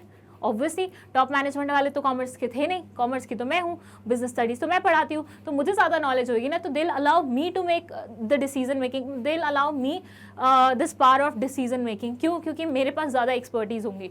तो वही चीज़ यहाँ पे एक्सप्लेन की हुई है कि जब ग्रो करने लगता है तो टॉप मैनेजमेंट के पास हर एक रिस्पेक्टिव एरिया की अच्छे से नॉलेज हो, ऐसा पॉसिबल नहीं होता. समटाइम्स जो लोग वहाँ से कनेक्टेड होते हैं उस पर्टिकुलर फील्ड से, उन्हें ज़्यादा अच्छी नॉलेज होती है, तो उनके पास डिसीजन मेकिंग पावर आए तो ज़्यादा अच्छा रहेगा ऑर्गेनाइजेशन के लिए. अब ये बोल रहे थे एक बहुत इंपॉर्टेंट कॉन्सेप्ट ऑर्गेनाइजिंग फंक्शन की यहाँ डिस्कस की गई है, जिसका आंसर मैंने आपको पहले ही बता दिया. ठीक है, आपको वो आइडेंटिफाई करने हैं और 3 पॉइंट्स उसके इंपॉर्टेंस के आइडेंटिफाई करने हैं. And the answer is decentralisation. मुझसे कभी कभी सब्र ही नहीं होता कि मैं आंसर के लिए वेट करूँ तुम लोगों को बताने के लिए, बट एनीवेज वो तो तुम्हें इन एनी केस पता लगने ही वाला था. So yes, decentralisation is that particular thing which is discuss in this particular case study. अगर इसके इंपॉर्टेंस की बात करें तो 3 इंपॉर्टेंस है: initiative, managerial competence and control. ये तीनों ही मैं अपने प्रीवियस वाले सेट में समझा चुकी हूँ तुम लोगों को, तो मैं इतना टाइम वेस्ट नहीं करूँगी इस पर. Let's just move to the next question, but before that if you want you can take screenshot. ये सारे पॉइंट्स हमने पिछले सेट में डिस्कस कर लिए थे. अब आ जाते हैं हम 16th क्वेश्चन पे. ये भी इंटरनल चॉइस वाला क्वेश्चन. देखो कितने इंटरनल चॉइसेस आए हैं. बस प्रे करो तुम्हारे पेपर में भी इतने इंटरनल चॉइसेस आए ताकि तुम्हारे पास पूरी फ्रीडम हो कि कौन से वाला क्वेश्चन करना है. देख लेते हैं क्या बोलते हैं. State any 4 points of importance of staffing function of management और state any 4 benefits of training to employees. Again देखिए सेम चैप्टर से उठाया गया है क्वेश्चन. स्टाफिंग चैप्टर के याद मतलब स्टाफिंग के 4 पॉइंट्स बता दो इंपॉर्टेंस के, या फिर स्टाफिंग का जो एक पार्ट होता है ट्रेनिंग, उसके 4 बेनिफिट्स बता दो एम्प्लॉयज़ की पर्सपेक्टिव से. क्योंकि हमने पढ़ा था ट्रेनिंग के फायदे ऑर्गेनाइजेशन को भी होते हैं, एम्प्लॉयज़ को भी होते हैं. यहाँ पे you have to tell employees की पर्सपेक्टिव से कि उन्हें क्या क्या फ़ायदे होते हैं. अगेन बहुत ही स्ट्रेट फॉरवर्ड क्वेश्चन है, ज़्यादा सोचने की बिल्कुल भी जरूरत नहीं है. Staffing is an important function of management as it takes care of the manpower requirement of an organisation. In today's environment with rapid changes taking place in the technology, size of the organization, etc., finding the right people for the right becomes critical, right job becomes critical. In such a scenario, proper staffing process plays an important role in the organization. ये बोल रहे हैं staffing एक बहुत ही important function है management का, as it take care of the manpower requirement, क्योंकि ये basically organization में जो आपकी manpower requirement होती है उसका ध्यान रखता है, और साथ ही साथ सही इंसान को सही जॉब पे सही टाइम पे बिठाने का काम भी यही करता है, ठीक है। तो उसको ढूंढ के लाना, उसको सही पोजीशन पे बिठाना, सारा काम इन्हीं का ही होता है। प्रॉपर स्टाफिंग फंक्शन बहुत ही इंपॉर्टेंट रोल प्ले करता है एक ऑर्गेनाइजेशन में। अब इसके इंपॉर्टेंस के बारे में बात करें तो ये बोलते हैं फाइंडिंग कॉम्पिटेंट पर्सनल, मतलब ढंग का इंसान ढंग की जॉब के लिए ढूंढ के लाना। इम्प्रूव्स एफिशिएंसी, जब एक्सपर्ट कोई आप ढूंढ के लाओगे एक पर्टिकुलर जॉब के लिए, सही इंसान ढूंढ के लाओगे तो वो क्या करेगा, वो वेस्टेज नहीं करेगा, वो रिसोर्सेज को ऑप्टिमली इस्तेमाल करेगा, जिसकी वजह से एफिशिएंसी लेवल क्या होगी, राइज होगी। ग्रोथ ऑफ द ऑर्गेनाइजेशन, जब एफिशिएंसी राइज कर रही है, ऑर्गेनाइजेशन अच्छे से काम कर रहा है, सही इंसान सही पोस्ट पे बैठे हुए हैं, तो ऐसे में ओवरऑल उसका रिजल्ट क्या होगा कि पूरी ऑर्गेनाइजेशन ग्रो करेगी। Optimum utilisation of human resources, human resources का ऑप्टिमम यूटिलाइजेशन होगा, क्योंकि सही इंसान को सही जॉब पे बिठा दिया, वो सही काम करेगा, तो उसका भी मतलब कभी कभी क्या होता है, हम लोग क्यों क्रिप करते हैं, क्योंकि हमें हमारे रिक्वायरमेंट के अकॉर्डिंग जॉब नहीं मिलती। हमें कोई भी ऐसी रैंडम जॉब मिल जाती जिसमें हम खुश नहीं होते, तो हम अपना 100% नहीं देते। बट जब आप कोई इंसान ऐसा ढूंढ के आए हो जो उस काम को करने के लिए सक्षम है और इंटरेस्टेड भी है, तो उस काम को दिल से करेगा, तो वो प्रॉपर अपना 100% देने की कोशिश करेगा। 100% देगा तो उसके भी तो जितना भी आउटपुट है वो मैक्सिमम निकलेगा ना। तो ह्यूमन रिसोर्स का भी मैक्सिमम आउटपुट निकले, ऑप्टिमम यूटिलाइजेशन हो, ये इंश्योर करता है ये पर्टिकुलर वो। जॉब सेटिस्फैक्शन, हर कोई अपने मतलब जॉब से खुश होगा, हर कोई अपने काम से खुश होगा, तो everything will be very happy types. फिर ट्रेनिंग की बात करते हैं। Training is an important aspect of an organisation. It aims at building the skills and abilities of the individuals to perform a job. Training is an essential part of the job which attempts at improving the aptitude and knowledge of a person as per the job requirement, this and that. अगर benefits की बात करें, directly benefits में ये बोलते हैं better career opportunities. भाई देखो, अगर मेरे को मान लो इन्होंने रखा, मैं स्टार्टिंग में ट्रेंड नहीं थी, ठीक है, तो इन्होंने मुझे थोड़ी सी ट्रेनिंग दे दी, तो मैं अपने काम में सक्षम हो जाऊंगी और बेहतरीन हो जाऊंगी। तो कहीं ना कहीं ये मेरे को बेटर करियर अपॉर्चुनिटीज़ दिलवा पाएगा आगे के लिए कि नहीं दिलवा पाएगा? बिल्कुल दिलवा पाएगा। सेकेंड है अर्न मोर। पहले मेरे को इतना काम आता था, अब ट्रेनिंग के बाद मुझे इतना काम आता है, तो मैं और काम ले सकती हूँ और पैसा अर्न कर सकती हूँ। लेस एक्सीडेंट प्रोन, पहले मुझे काम करना नहीं आता था, मैं चलते चलते कहीं पे भी गिर पड़ जाती थी, पर अब मेरे को काम करना आता है, तो मेरे को पता है मुझे कहाँ से अपने आप को बचाना है, कैसे बचाना है। तो एक्सीडेंट प्रोन नहीं मतलब बेसिकली लेस एक्सीडेंट प्रोन होती है, मतलब एक्सीडेंट मुझे आके हो जाए एकदम से, ऐसा पॉसिबल नहीं हो पाएगा अगर मैं एक्सपर्ट होंगी काम करने में, अगर मुझे प्रॉपर ट्रेनिंग मिली होगी तो। फिर है सेल्फ कॉन्फिडेंस। भाई देखो, पहले मुझे रखा गया तो मैं इतनी ज़्यादा ट्रेन नहीं थी, तो मेरे अंदर कॉन्फिडेंस की भी कमी थी, but now I am train, तो मेरे अंदर कॉन्फिडेंस भी भर भर के आ गया। वैसे ऐसा कुछ है नहीं कि भाई मेरे अंदर पहले नहीं था, मैं वो एग्जाम्पल दे रही हूँ, ठीक है। तो this is the answer of this particular question. जल्दी से इसका स्क्रीनशॉट ले लीजिए, फिर हम चलते हैं हमारे नेक्स्ट क्वेश्चन पे। 16th का आंसर देख लीजिए। अच्छा, जिन भी स्टूडेंट्स को लग रहा है कि मैं बहुत ही फास्ट चल रही हूँ और मैं इतना ज़्यादा डिटेल्ड एक्सप्लेनेशन नहीं दे रही हूँ, उसका रीज़न ये है कि ये प्रीवियस ईयर के क्वेश्चंस थे जो मुझे बस आपको एक बार दिखाने थे, आपके मतलब दिमाग में बैठाने थे कि इस नेचर के क्वेश्चंस आते हैं।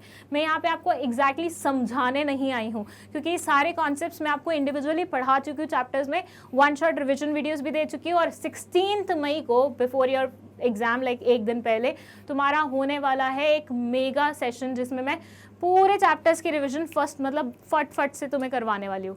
तो उसमें बाकी सारी चीज़ें हो जाएंगी एक्सप्लेनेशन वाली, यहाँ पे सिर्फ आंसर्स देख लो कि किसमें क्या आंसर लिख सकते हैं, ठीक है। 17th क्वेश्चन की बात करते हैं। It says Ganesh was concerned about the sedentary lifestyle people are leading nowadays. Their dependency on outside food is also increasing because corporate work culture demands working till late nights at offices. So he decided to start a restaurant, Healthy Eating Point, to provide healthy food options to customers. After completing planning and organizing function, he identified the various job positions that are required to be filled. That is a general manager, an accountant, 2 chefs, 2 boys for serving the food in the restaurant, and 3 boys for home delivery of the food. He decided that his father, Karan, would be a general manager of the restaurant. He would be paid 50,000 per month for his services. His father requested him to appoint his friend's son, Prem, as an accountant who is well qualified for this post. Ganesh agreed to this proposal. Earlier, Prem had a business of providing unskilled workers to different organizations from remote areas of the country. Prem took permission from Ganesh to continue with the old business. Ganesh happily agreed and asked him to provide 5 boys for serving and delivering the food. For the appointment of the 2 chefs, Ganesh approached a renowned hotel management institute and was satisfied with the chefs provided by the institute. Quoting the lines from the above paragraph, explain the 2 sources of recruitment being used by Ganesh for filling up the various job positions. Also give the meaning of the function of the management discussed in the above case. Okay. चलिए भैया, थोड़ा सा लंबा है लेकिन interesting है, मज़े से पढ़ेंगे। गणेश क्या है, बहुत ज़्यादा कंसर्न है आजकल की लाइफस्टाइल को लेके, कैसे लोग भाग रहे हैं, दौड़ रहे हैं, कॉर्पोरेट वर्क कल्चर जैसे चल रहा है कि भैया किसी के पास समय ही नहीं है अपनी हेल्थ पे फोकस करने का। कई बार तो लोग लेट नाइट ऑफिस से आते तो खाने का कुछ आता पता ही नहीं होता, मैक्सिमम टाइम बाहर से खा रहे हैं, आज बाहर से मंगवा लो, कुछ बनाने का मन नहीं है, ये काम भी हम खुद करें, वो काम भी हम खुद करें, ऑफिस का इतना सारा काम है, कैसे मैनेज करेंगे सारी चीज़ें। तो वो क्या करते हैं, वो मतलब ये बंदा उस चीज़ को लेकर थोड़ा सा कंसर्न हो रहा है, तो इसने सोचा मैं एक रेस्टोरेंट स्टार्ट करता हूँ जिसमें मैं हेल्दी ईटिंग पॉइंट करके नाम रहेगा और हेल्दी फूड बेचूंगा लोगों को। अब इसके लिए इसने प्लानिंग और ऑर्गेनाइजिंग करनी शुरू की। ही आइडेंटिफाइड वेरियस जॉब पोजीशन, इसने आइडेंटिफाई किया बहुत सारी जॉब पोजीशंस जो भरनी थी, जो कि थी एक जनरल मैनेजर की। अच्छा, after completing planning and organising है, सॉरी मेरे से गलती हो गई, मैंने बोला ये प्लानिंग और ऑर्गेनाइजिंग कर रहा है, नहीं ये कर चुका है ऑलरेडी, ठीक है, थोड़ा सा ध्यान देना, शायद तुम्हारे एक क्वेश्चन का आंसर यहीं से निकला है। तो ये ऑलरेडी प्लानिंग ऑर्गेनाइजिंग कर चुका है। अब ये क्या कर रहा है, जॉब पोजीशंस देख रहा है कौन कौन सी फिल करानी है। एक जनरल मैनेजर चाहिए, एक अकाउंटेंट चाहिए, 2 शेफ्स चाहिए, 2 बॉयज चाहिए जो कि सर्व करेंगे रेस्टोरेंट में, और 3 बॉयज चाहिए जो कि होम डिलीवरी करेंगे फूड की। अब क्या है कि इसके पापा जो हैं करण, वो जनरल मैनेजर बनने के लिए तैयार हो गए, जिनको हर महीने ही 50,000 रुपये दे देगा। अब इसके पापा ने बोला चलो मेरा तो सेट हो गया काम, मैं अपने दोस्त के बेटे को भी लगवा देता हूँ, उसका नाम था प्रेम, तो उसको अकाउंटेंट की पोजीशन पे इसने बिठवा दिया। फिर गणेश ने अग्री कर दिया इस प्रपोजल को कि हाँ ठीक है पापा, आप जो बोल रहे हो सही है, आपने कुछ सोच समझ के ही बोला होगा। इससे पहले प्रेम क्या करता था, अनस्किल्ड वर्कर्स को डिफरेंट ऑर्गेनाइजेशंस में जॉब लगवाता था। मतलब बेसिकली वो एजेंसी वाला काम नहीं होता कि किसी की जॉब नहीं लग रही कि तुमने लगवा दी, तुम मिडिल मैन बन गए, वहाँ से भी ले लिया यहाँ से भी ले लिया, वैसा वाला सिस्टम। तो गणेश वो वाला काम करता था। प्रेम वो वाला काम करता था। Prem took permission from Ganesh to continue with the old business. Prem ने परमिशन ली कि यार मैं तेरे साथ तो मतलब अकाउंटेंट बन जाऊंगा तेरे ऑर्गेनाइजेशन में, लेकिन एट द सेम टाइम मैं इस काम को भी कंटिन्यू करना चाहता हूँ। तो गणेश ने बोला कोई दिक्कत नहीं है, मैं ओके हूँ, तो वो काम भी कंटिन्यू कर ले। अब गणेश ने बोला चल ठीक है, मेरा ही एक काम ले ले, 2 शेफ्स चाहिए मुझे, तो तू उनकी अपॉइंटमेंट करा दे। तो ऐसा हुआ कि जो प्रेम था उसने होटल मैनेजमेंट इंस्टीट्यूट से बुलवाया शेफ्स को और वहाँ पे मतलब उनकी वो करवाई, क्या बोलते हैं, प्लेसमेंट करवाई। अब आपको कोट करना है लाइंस पैराग्राफ में से और 2 सोर्सेज ऑफ रिक्रूटमेंट बताने हैं जो कि गणेश ने इस्तेमाल किए थे वेरियस जॉब पोजीशंस फिल करने में, और साथ ही साथ आपको मीनिंग देना है, आपको बताना है मीनिंग उस फंक्शन का जो कि मैनेजमेंट का यहाँ पे डिस्कस किया गया है। मतलब मैनेजमेंट का एक फंक्शन है जो यहाँ पे डिस्कस किया गया है। मैनेजमेंट के फंक्शंस याद है तो तुम्हें कौन कौन से होते हैं, प्लानिंग ऑर्गेनाइजिंग वो ऑलरेडी कर चुके थे, अब कौन सा बचता है, फिर उसके बाद मैंने हिंट दे दिया बहुत बड़ी वाली, तो वो तुम्हारा आंसर हो जाएगा। और उसके बाद तुम्हें 2 सोर्सेज बताने हैं। बहुत ही सिंपल क्वेश्चन है, बस थोड़ा सा लेंदी था और मुझे बड़ा इंटरेस्टिंग लगा, ठीक है। तो आंसर देखिए, आंसर में ये बोलते हैं ऑब्वियसली कैंपस फंक्शन है जो हमारा यहाँ पे, स्टाफिंग फंक्शन है जो हमारा यहाँ पे डिस्कस किया गया है, क्योंकि प्लानिंग और ऑर्गेनाइजिंग के बाद क्या आता है, स्टाफिंग आता है, और स्टाफिंग में ही तो हम जॉब्स आइडेंटिफाई करते हैं और उसको फिल करने की कोशिश करते हैं। और दूसरी जो चीज़ ये थी वो ये थी रिकमेंडेशन ऑफ एम्प्लॉयज़। जैसे कि उसने अपने पापा को रखा, पापा ने फट से बोला मेरे दोस्त का बेटा भी खाली घूम रहा है, उसको भी लगवा देते हैं। तो ये क्या है, रिकमेंडेशन है, मतलब तुमने किसी को एम्प्लॉय बना लिया अपना और वो किसी और का नाम रिकमेंड कर रहा है वहाँ पे। फिर है कैंपस रिक्रूटमेंट, यहाँ पे लिखा होता है शेफ्स ढूंढने थे। शेफ्स के लिए क्या किया उसने, होटल मैनेजमेंट इंस्टीट्यूट्स को कॉल किया, उनके यहाँ से लोगों को बुलवाया और फिर उनको हायर कर लिया। तो मतलब यहाँ पे आपने क्या किया, कैंपस प्लेसमेंट की है।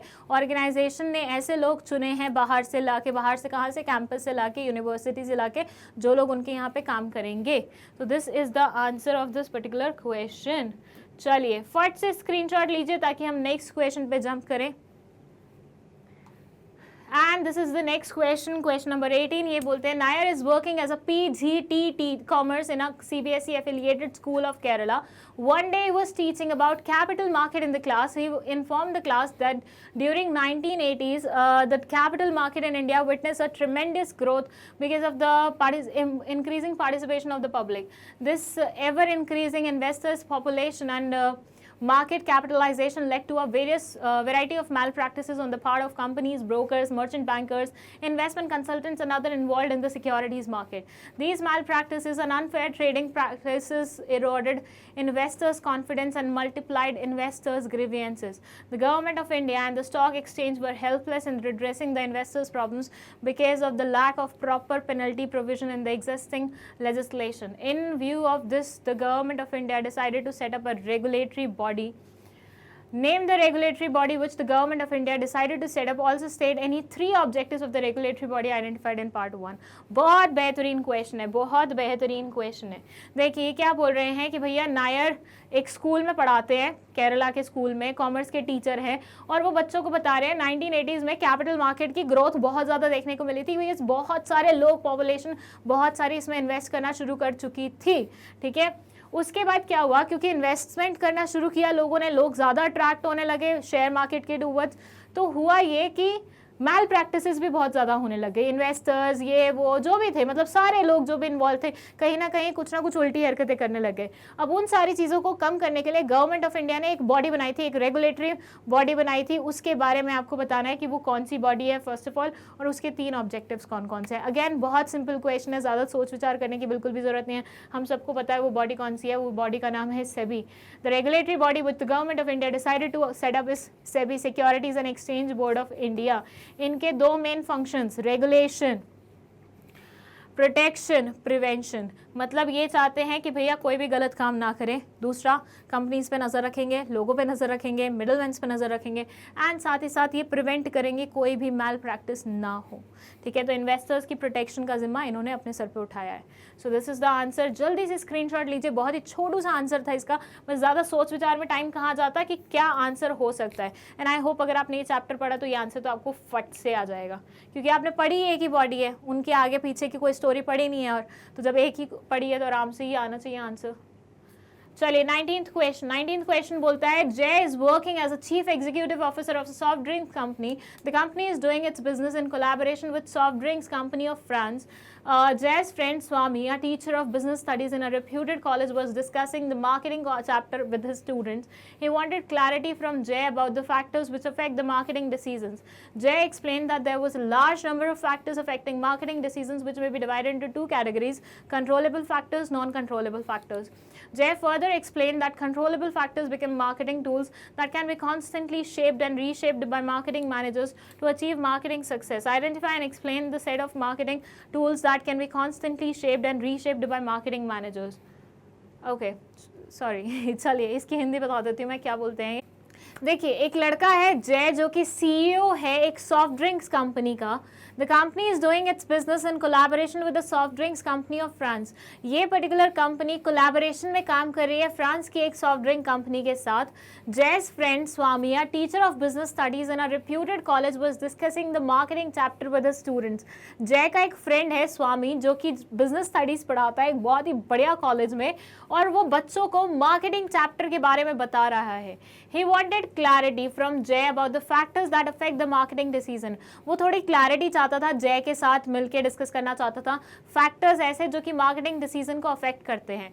जय explain that there was a large number of factors affecting marketing decision. तो जय ने उन्हें बताया कि बहुत सारे फैक्टर्स हैं जो मार्केटिंग डिसीजन को अफेक्ट करते हैं, जिनको हम 2 कैटेगरीज में बांट सकते हैं.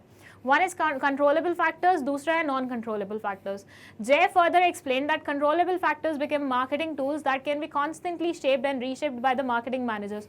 Controllable factors वो factors हैं जिनको managers कहीं ना कहीं marketing managers जो होते हैं वो थोड़ा बहुत shape दे सकते हैं, मतलब अपने according mold कर सकते हैं. सॉरी, कंट्रोलेबल फैक्टर्स को शेप नहीं दे सकते. Further explain that controllable sorry दे सकते हैं, ओके माय बैड, दे सकते हैं क्योंकि कंट्रोलेबल फैक्टर्स है ना. टू अचीव मार्केटिंग सक्सेस को अचीव करने के लिए कंट्रोलेबल फैक्टर्स को आप थोड़ा बहुत इधर उधर कर सकते हो. Identify and explain the set of marketing tools that can be constantly shaped and reshaped bye marketing managers. अब आपको बताने हैं ऐसे कुछ टूल्स मार्केटिंग के जो कि पहले तो आइडेंटिफाई करो और उनको एक्सप्लेन भी करो, जो कि शेप और रीशेप करे जा सकते हैं मार्केटिंग मैनेजर्स द्वारा. मतलब ऐसे फैक्टर्स, ऐसे चीज़ें जो कि थोड़ी बहुत मोल्ड हो सकती हैं अकॉर्डिंग टू द रिक्वायरमेंट्स. ठीक है, जिनके ऊपर आपका थोड़ा बहुत कंट्रोल चलता है. सो फर्स्ट है इसमें प्रोडक्ट. ये क्या बोलते हैं, product refers to any good or service that offers value and satisfied needs of a customer. ये बोलते हैं प्रोडक्ट का मतलब होता है कोई ऐसी चीज जो कि एक कस्टमर के नीड्स को, वांट्स को सेटिस्फाई करे, ठीक है। ये एक सर्विस भी हो सकती है, एक गुड भी हो सकता है। For example a car, toothpaste, soap, services और टीचर एक्सेट्रा आर प्रोडक्ट्स, या फिर सर्विस हो गई एक, ठीक है। In marketing a product relates not just to the physical product but it also includes the satisfaction of various needs and utilities of the customer. For example consumption of a product benefits consumer in the form of satisfaction, this and that. This is not required, ये बहुत ज़्यादा ही explain किया हुआ है, इतना ज़्यादा requirement नहीं है क्योंकि 4 नंबर का क्वेश्चन है, इतना सब नहीं मांगते हैं वो। प्रोडक्ट में समझ में आ गया कि बेसिकली कोई भी चीज़ जो आपकी नीड्स और वांट्स को सैटिस्फाई करती है उसको आप अपने अकॉर्डिंग चेंज कर सकते हो। ऑब्वियसली तुम मैन्युफैक्चर कर रहे हो ना उस प्रोडक्ट को, तुम ला रहे हो मार्केट में, तो तुम अपने अकॉर्डिंग उसमें चेंजेस नहीं कर सकते। जैसे तुम्हें लग रहे हैं कि हाँ ये सारे फैक्टर्स अगर हम इंक्लूड करेंगे तुम्हारी प्रोडक्शन और बढ़ जाएगी, तो this is a controllable factor which you can manage easily, like shaping और रीशेपिंग ईजिली। प्राइस है, price refers to the money paid by the customers to explain a product. Price का मतलब क्या होता है, money paid by a customer, मतलब आप एक प्रोडक्ट को अगर बेचते हैं तो उसके बदले में जो पैसा आपको मिलता है उसको बोलते हैं प्राइस, ठीक है। Price of a product affects is demand, price demand affect करता है, ऑब्वियसली करता है। कोई महंगी चीज़ तुम देखते हो तो कैसे उसे वापस से रख देते हो। आजकल तो रील्स भी बन रही है इसके नाम पे कि मैं जाती हूँ शॉपिंग के लिए, मैं उठाती हूँ सामान, बहुत अच्छे से देखती हूँ और फिर प्राइस देखती हूँ और फिर मैं उसको रख देती हूँ। बताओ, ये भी लोगों को बताने की जरूरत है, मतलब ये तो एम्बैरेसिंग चीज़ है तुम्हारे बारे में और तुम लोगों को बता रहे हो ऐसे रील्स बना के। एनीवेज, तो ये यस ऑब्वियसली जब कोई बहुत ज़्यादा महंगी चीज़ होती है जिससे आपको देख के लगता है कि यार मस्त तो लग रही है, लाइक अभी मैं बैठी हुई थी थोड़ी देर पहले ब्रेक लेके, तो मैं मिंत्रा को स्क्रॉल कर रही थी, my all time favourite thing. तो एक शूज़ मुझे दिखे, बूट्स दिखे एक्चुअली, मैंगो ब्रांड के थे, तो मेरे को बड़े पसंद आए, बहुत पसंद आए। आई वाज लाइक चल खरीदते हैं इसको। जैसे ही मैंने प्राइस पे क्लिक किया 8,000 के शूज़ थे। अब ऐसा नहीं है कि वी कांट अफोर्ड 8,000 के शूज़, बट कभी कभी ऐसा भी लगता है ना कि 8,000 का क्या वर्थ होगा इसमें, होता है ना। तो आप जैसे ही प्राइस देखते हो आप उसकी डिमांड को थोड़ा सा इन्फ्लुएंस कर देते हो। मतलब मुझे वो शूज़ चाहिए थे, मेरी डिमांड थी, लेकिन am I willing to buy it? No. तो मतलब मैं कस्टमर बनने के लायक नहीं हूँ क्योंकि भैया मैं विलिंग नहीं हूँ। विलिंग मतलब कस्टमर कौन होता है, जो विलिंग होता है किसी चीज़ को खरीदने के लिए। पढ़ा है ना इकोनॉमिक्स में अच्छे से इस वर्ड पे फोकस करके। तो बस यस, वो डिमांड वहीं पे मैंने खत्म कर दी। क्यों? क्योंकि उसका प्राइस मुझे ज़्यादा लगा। तो यस, किसी भी पर्टिकुलर प्रोडक्ट का प्राइस अगर आपको ज़्यादा लगता है तो आप उसकी डिमांड को कंप्लीट खत्म कर देते हैं। तो यही चीज़ है कि अगर आपको चाहिए कि आपको मार्केट में अपने आपको संभालना है, सक्सेसफुल बनाना है, तो आप प्राइस के साथ छेड़खानी कर सकते हो, वो तुम अफोर्ड कर सकते हो, ठीक है। प्लेस, प्रमोशन, इन्होंने आई गेस 2 ही बोले थे ना। आइडेंटिफाई दैट, ओके नहीं, इन्होंने 2 नहीं बोले थे, इसलिए you can write any number of points. Place, promotion, place में ही बोलते हैं besides the product design and pricing decision a firm must take also take decisions regarding the availability of the product to the target markets. भाई देखो, product है और मतलब हमें दिख रहा है कि ऐसा है। जैसे मैं बोलती हूँ अभी ना, थोड़े दिन पहले ना मैंने एक प्रोडक्ट देखा था, जेनेलिया और रितेश देशमुख, इन लोगों ने एक नया प्रोडक्ट लॉन्च किया है जिसमें ये बोलते हैं कि हम प्लांट बेस्ड मीट खिला रहे हैं लोगों को। Like that's not a non vegetarian thing, but वो बिल्कुल स्वाद नॉन वेज वाला देती है। जब मैंने उसके बारे में सुना ना, तो मतलब मैं नॉन वेज नहीं खाती, तो मेरे को लगा यार ये चीज़ तो खरीदनी चाहिए, क्योंकि एक बार आपको पता चल जाएगा कि ये नॉन वेजिटेरियंस को क्या दिखता है नॉन वेज में, ऐसा कि वो वेज के तरफ देख ही नहीं सकते। मतलब आई हैव अ फ्रेंड जो कि हार्डकोर नॉन वेजिटेरियन है, तो वो जब भी जाती है हम लोगों के साथ उसको एक नॉन वेजिटेरियन डिश मंगवानी होती है। मतलब वो पूरी खुद खाएगी बट वो मंगवानी होती है उसको, मतलब इतनी हार्डकोर वाली वो है। तो I just wanted to like feel it कि क्या क्या एग्जैक्टली ऐसा होता है नॉन वेज में। बट अनफॉर्चुनेटली वो अभी भोपाल में अवेलेबल ही नहीं है, वो मुंबई में अवेलेबल है सिर्फ। तो ये भी एक बहुत बड़ा फैक्टर हो जाता है कि भैया तुम में जहाँ पे तुम्हारे कस्टमर्स हैं, जहाँ पे तुम्हारे टारगेट ऑडियंस है, क्या तुम वहाँ तक पहुँच पा रहे हो, क्या उस प्लेस में तुम्हारा प्रोडक्ट अवेलेबल है कि नहीं है। वो एक फैक्टर है जिसको आप कंट्रोल कर सकते हो। फिर है promotion. Promotion comprises of those activities that communicate customers regarding the availability of the product. Promotion का मतलब होता है लोगों को जागरूक बनाना, लोगों को इन्फॉर्मेशन पहुंचाना कि भाई देखो ऐसे ऐसे एक प्रोडक्ट आया, ऐसे ऐसे प्रोडक्ट आके मार्केट में इतने उसमें मिलेगा, दाम पे मिलेगा, इसमें ये फीचर्स है, उसमें ये फीचर्स है, इसकी ये स्पेशलिटी है, ये है वो है। प्रोडक्ट के बारे में सारी जानकारी वो प्रमोशन में आ जाती है। चलिए स्क्रीनशॉट लीजिए फटाफट इसका, ठीक है। ओके इसका भी, इसका, and then let's move to next question. Question number 20। Total कितने क्वेश्चन है? 25 क्वेश्चंस है, मतलब हम लगभग पहुंच चुके हैं एंड पे। ये क्या बोलता है एक बार पढ़ लेते हैं। This says Scientific management means knowing exactly what you want men to do and seeing that they do it in the best and the cheapest way. Taylor developed the various techniques for application of scientific management principles and was able to achieve a threefold increase in productivity in Bentham Steel Company where he used to work. One of the techniques he helps to determine the number of workers to be employed, frame suitable incentive schemes and determine labor cost. Another technique recognizes those workers who are able to exceed the fair day's work and is based on the premise that efficiency is the result of the joint efforts of the managers and the workers. Quoting the lines from the above paragraph, identify and explain the two techniques of scientific management. Okay, बहुत ही प्यारा, बहुत ही interesting question है, ध्यान से सुनिएगा, मैं इसकी हिंदी बताने जा रही हूँ। और जब भी आपके पेपर में ऐसा कोई केस स्टडी आता है ना, सबसे पहले आपको भी हिंदी ही करनी है और थोड़ा सा ना पेंसिल को लेके बैठना, जहाँ पे तुम्हें कुछ लगता है कि हाँ यार ये इंपॉर्टेंट वर्ड हो सकता है जिससे कोई क्वेश्चन पिक किया जा सकता है, तो उसको हाईलाइट कर लेना। मतलब क्वेश्चन पेपर में तो मत ही करना कुछ, लेकिन दिमाग में कर लेना, ठीक है। चलो ये क्या बोल रहे हैं, scientific management means knowing exactly what you want men to do and seeing that they do it then best and cheapest way. Scientific management का मतलब होता है कि आपको पता है कि लोगों से आप क्या एक्सपेक्ट कर रहे हो and at the same time वो कैसे उस चीज को बेस्ट और चीपेस्ट वे में अचीव करेंगे, एफिशिएंसी और इफेक्टिवनेस के साथ। Taylor developed various techniques, Taylor भाई साहब ने बहुत सारी टेक्निक्स बताई थी for application of scientific management principles के application के लिए and was able to achieve a threefold increase in productivity and उन्हीं techniques के सहारे ये threefold productivity achieve कर पाए थे उस organization में जिसमें he used to work, ठीक है।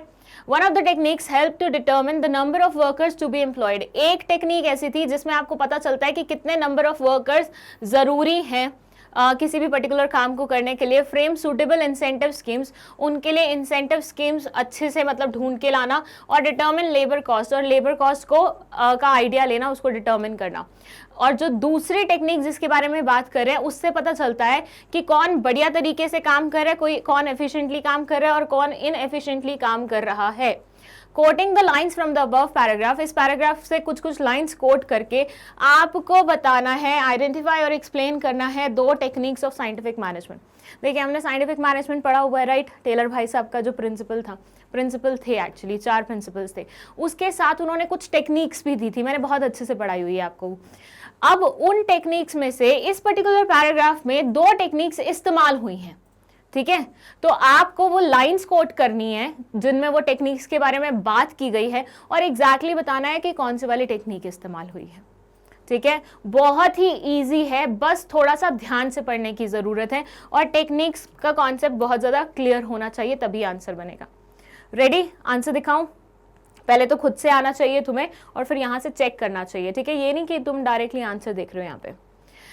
फर्स्ट है डिफरेंशियल पीस वेज सिस्टम। देखिए टेलर भाई साहब ने यहाँ पे क्या बोला, मतलब यहाँ पे जो लाइन लिखी हुई है उसमें क्या लिखा हुआ था कि हर वर्कर कैसा है, एफिशिएंट है या इनएफिशिएंट है। तो ये कैसे पता चलेगा, जब वो जो उनको टारगेट दिया जाता है, जो उनके लिए स्टैंडर्ड सेट किया जाता है, अगर उसके बियॉन्ड प्रोडक्शन कर रहे हैं तो मतलब वो एफिशिएंट वर्कर्स है, उनको एक्स्ट्रा पे भी मिलेगी, एक्स्ट्रा इंसेंटिव भी मिलेगा। लेकिन जो स्टैंडर्ड के बिलो परफॉर्म कर रहे हैं उनको पे भी अच्छी नहीं मिलेगी, उनका एफिशिएंसी लेवल भी बहुत बेकार कंसिडर किया जाएगा।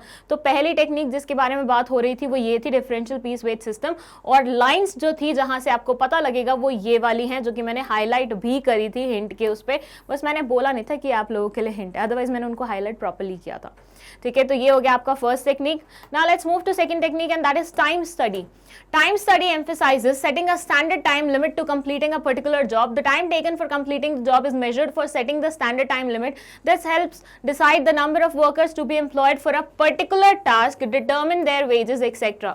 और ये लाइन भी मैंने आप लोगों के लिए हाईलाइट की थी, जस्ट ये वाली लाइन के ऊपर ही लिखी हुई थी ये लाइन, जिसमें ये बोलते हैं one of the techniques help to determine the number of workers to be employed, frame suitable incentive schemes and determine labour cost, ठीक है। तो टाइम स्टडी में आपको पता चलता है किसी भी काम को कंप्लीट करने के लिए कितने घंटे की जरूरत होती है, फिर उसके अकॉर्डिंग आप नंबर ऑफ वर्कर्स हायर करते हो, क्योंकि अगर आपको काम जल्दी निपटवाना है तो आप ज़्यादा वर्कर्स हायर करोगे। अगर आपको टाइम का कोई लिमिटेशन नहीं है कि भैया आराम से 10-15 दिन मिले हुए हैं हमें और आराम से प्रोडक्शन हो भी जाती है, तो उसमें फिर आपको ज़्यादा लेबर हायर करने की ज़रूरत नहीं पड़ेगी।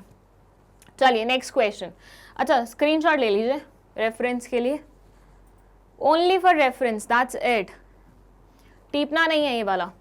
21st क्वेश्चन बोलता है Mata Auto Limited is manufacturing different types of commercial vehicles. Their sales were rupee 200 crores in the previous year. The company decided to increase sales by 20% during the current year. It conducted internal as well as external audits for the same. Through internal audit, they analyzed the strengths and weaknesses of the business across all departments. External audit focused on the opportunities and the threats in the constantly changing business environment. Thus, a comprehensive plan was prepared, taking into consideration the business environment and the necessary resources were allocated to achieve the target. The company directed its office throughout the country to follow the plan. The company's commitment to develop effective plans to achieve a consistent increase in sales has ensured its continual growth over the past 1 decade. Identify and explain the 2 types of plans discussed above. Okay अलग अलग types के plans के बारे में बात हो रही है. मैं आपको एक बार इसकी हिंदी समझा देती हूँ, थोड़ा लेंदी है ये. माटा ऑटो लिमिटेड जो था वो मैन्युफैक्चर कर रहा था डिफरेंट टाइप्स के commercial vehicles. The sales were rupee 200 crore in the previous year में उन्होंने 200 करोड़ रुपए की सेल्स की है. The company decided to increase sales by 20%. इस साल वो 20% हाइक लाना चाहते हैं अपनी सेल्स में. It conducted internal as well as external audits for the same, जिसके लिए इन्होंने इंटरनल और एज वेल एज एक्सटर्नल दोनों ही तरह की ऑडिट करवाई है. Through internal audit they analyse the strengths and weaknesses of the business. Internal audit से इन्हें पता चला कि इनके बिजनेस की क्या स्ट्रेंथ और वीकनेसेस हैं सारे डिपार्टमेंट्स की ऑब्वियसली. और external audit focus on the opportunities and the threats that are constantly changing the business environment. और एक्सटर्नल ऑडिट से इनको पता चला कि कौन कौन सी थ्रेट्स और अपॉर्चुनिटीज इनके लिए आ रही हैं बिजनेस एनवायरनमेंट के through. Thus a comprehensive plan was prepared. इसलिए एक comprehensive plan बना था, taking into consideration what all? Taking into consideration the business environment and the necessary resources were allocated to achieve the target.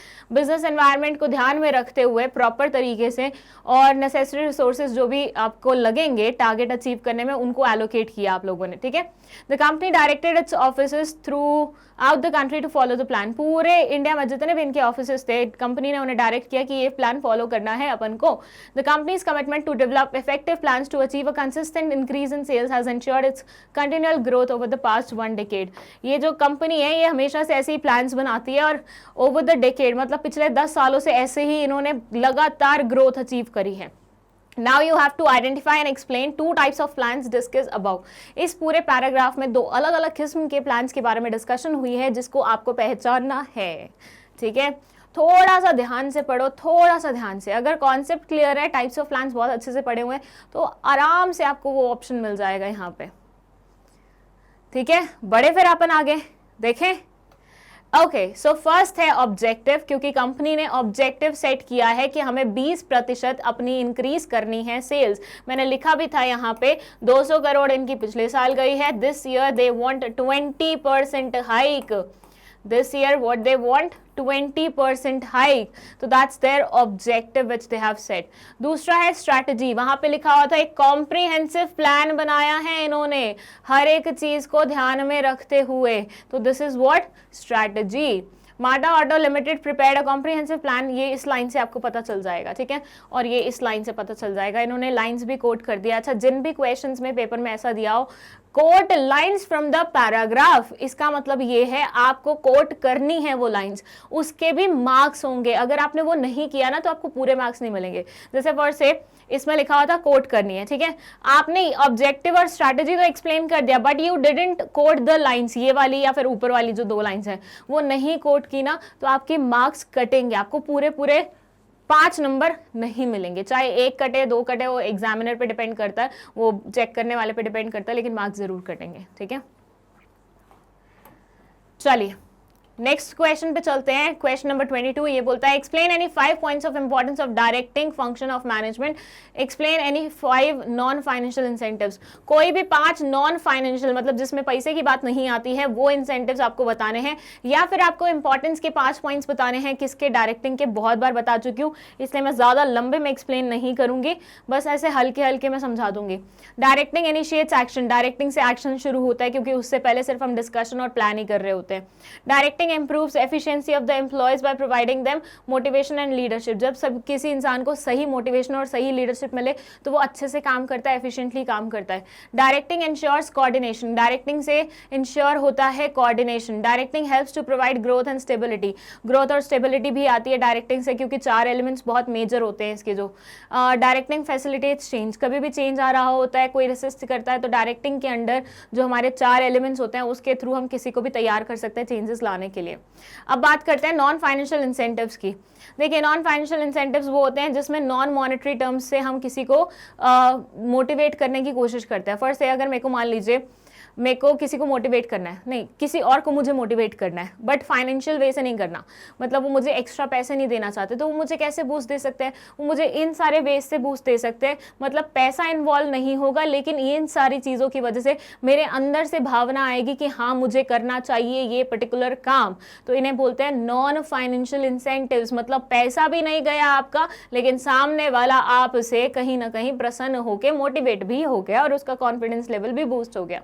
First है position, किसी को भी position में rise दे दो, प्रमोशन दे दो, किसी को प्रमोशन दे दो विदाउट सैलरी हाइक। होते हैं ना प्रमोशन ऐसे भी कि सैलरी हाइक नहीं होगी बट प्रमोशन है। वैसे तो बहुत लोग पसंद नहीं करेंगे ऐसी चीज़ को, क्योंकि वर्कलोड तुम्हारा बढ़ रहा है लेकिन तुम्हारी सैलरी नहीं बढ़ रही है। लेकिन अगर तुम्हारे उसकी पोजीशन बढ़े कर रहे हो तो कहीं ना कहीं उसके अंदर आएगा कि चलो अब मैं इसके ऊपर भी ऑर्डर चला सकता हूँ, इसके ऊपर भी ऑर्डर चला सकता हूँ, तो वो कहीं ना कहीं उस चीज़ से मोटिवेट हो जाएगा। Organizational characteristics, certain characteristics such as employee freedom, recognition of performance. मतलब लोग जब काम करें उनकी तालियां बजवा दो कि भाई चलो इसने बहुत बढ़िया काम किया है, तुम ये खुद से डिसाइड करो, तुम अब इतने सक्षम हो चुके हो, तुम डिसाइड कर लोगे। ऐसे में कैसे सीना चौड़ा हो जाता है। जैसे कभी तुम्हारी क्लास टीचर करती होगी, फर्स्ट से योर नेम इज सक्षम, सक्षम तुम अब इस क्लास को अपने अकॉर्डिंग मोल्ड कर सकते हो क्योंकि मुझे तुम पे पूरा ट्रस्ट है। उसको अंदर से ऐसी फीलिंग आएगी ना, वाह मैम ने इतना ट्रस्ट जगाया मेरे ऊपर। होता है ऐसा, ठीक है, बट मैम की क्या पैसे लगे यहाँ पे? नहीं लगे। वर्क एनरिचमेंट, काम की क्वालिटी बढ़ा दो, काम की कॉम्प्लेक्सिटी बढ़ा दो।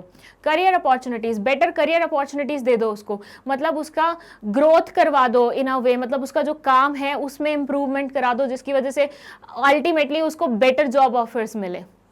जॉब सिक्योरिटी, मतलब थोड़ा सा उसको ये फील करा दो कि भैया तुझे कोई नहीं निकाल सकता इस पर्टिकुलर पोजीशन से, मतलब तू छोड़ के जाना चाहे that's all together different thing, लेकिन ऑर्गेनाइजेशन तुझे नहीं निकालेगा। इन्वॉल्वमेंट, उसको इन्वॉल्व करना शुरू कर दो डिसीजन मेकिंग में। पॉलिसीज बना रहे हो उसको बिठा लो साथ में कि चल तू भी बैठ जा, तू भी बता तेरा ओपिनियन क्या है इस चीज़ के बारे में। जब मान लो सारे टीचर्स डिस्कशन कर रहे होते हैं और एक बच्चे को बोलते हैं बेटा इधर आना, जैसे इंटेलिजेंट स्टूडेंट्स को कभी कभी थोड़ा सा टीचर्स दे देते हैं ना ऐसे डोजेस, तो उनको बुलाया, बेटा तुम्हारा क्या कहना है उस चीज़ पे, मतलब तुम्हारी क्या से है। अब उसको लगेगा यार out of everybody ma'am is asking me, और जिस चीज़ पे पूरे टीचर्स डिस्कशन कर रहे हैं उसमें मुझसे पूछा जा रहा है, वाह ये कितना सही है। तो इन्वॉल्वमेंट भी कहीं ना कहीं इंप्रूव करती है चीज़ों को। Now let's talk about 23rd question, पर उससे पहले आप स्क्रीनशॉट ले लीजिए इसका, यहाँ से स्क्रीनशॉट लेना है। ये डायरेक्टिंग के इंपॉर्टेंस थे, मैंने ज़्यादा अच्छे से एक्सप्लेन नहीं किया, रीज़न बीइंग ये मैं बहुत बार एक्सप्लेन कर चुकी हूँ, प्रीवियस वाले उसमें भी आए थे, सेट में भी आए थे। लेते जाइए स्क्रीनशॉट। एंड अब आ गए हैं हम 23rd क्वेश्चन में। 25 टोटल क्वेश्चंस हैं।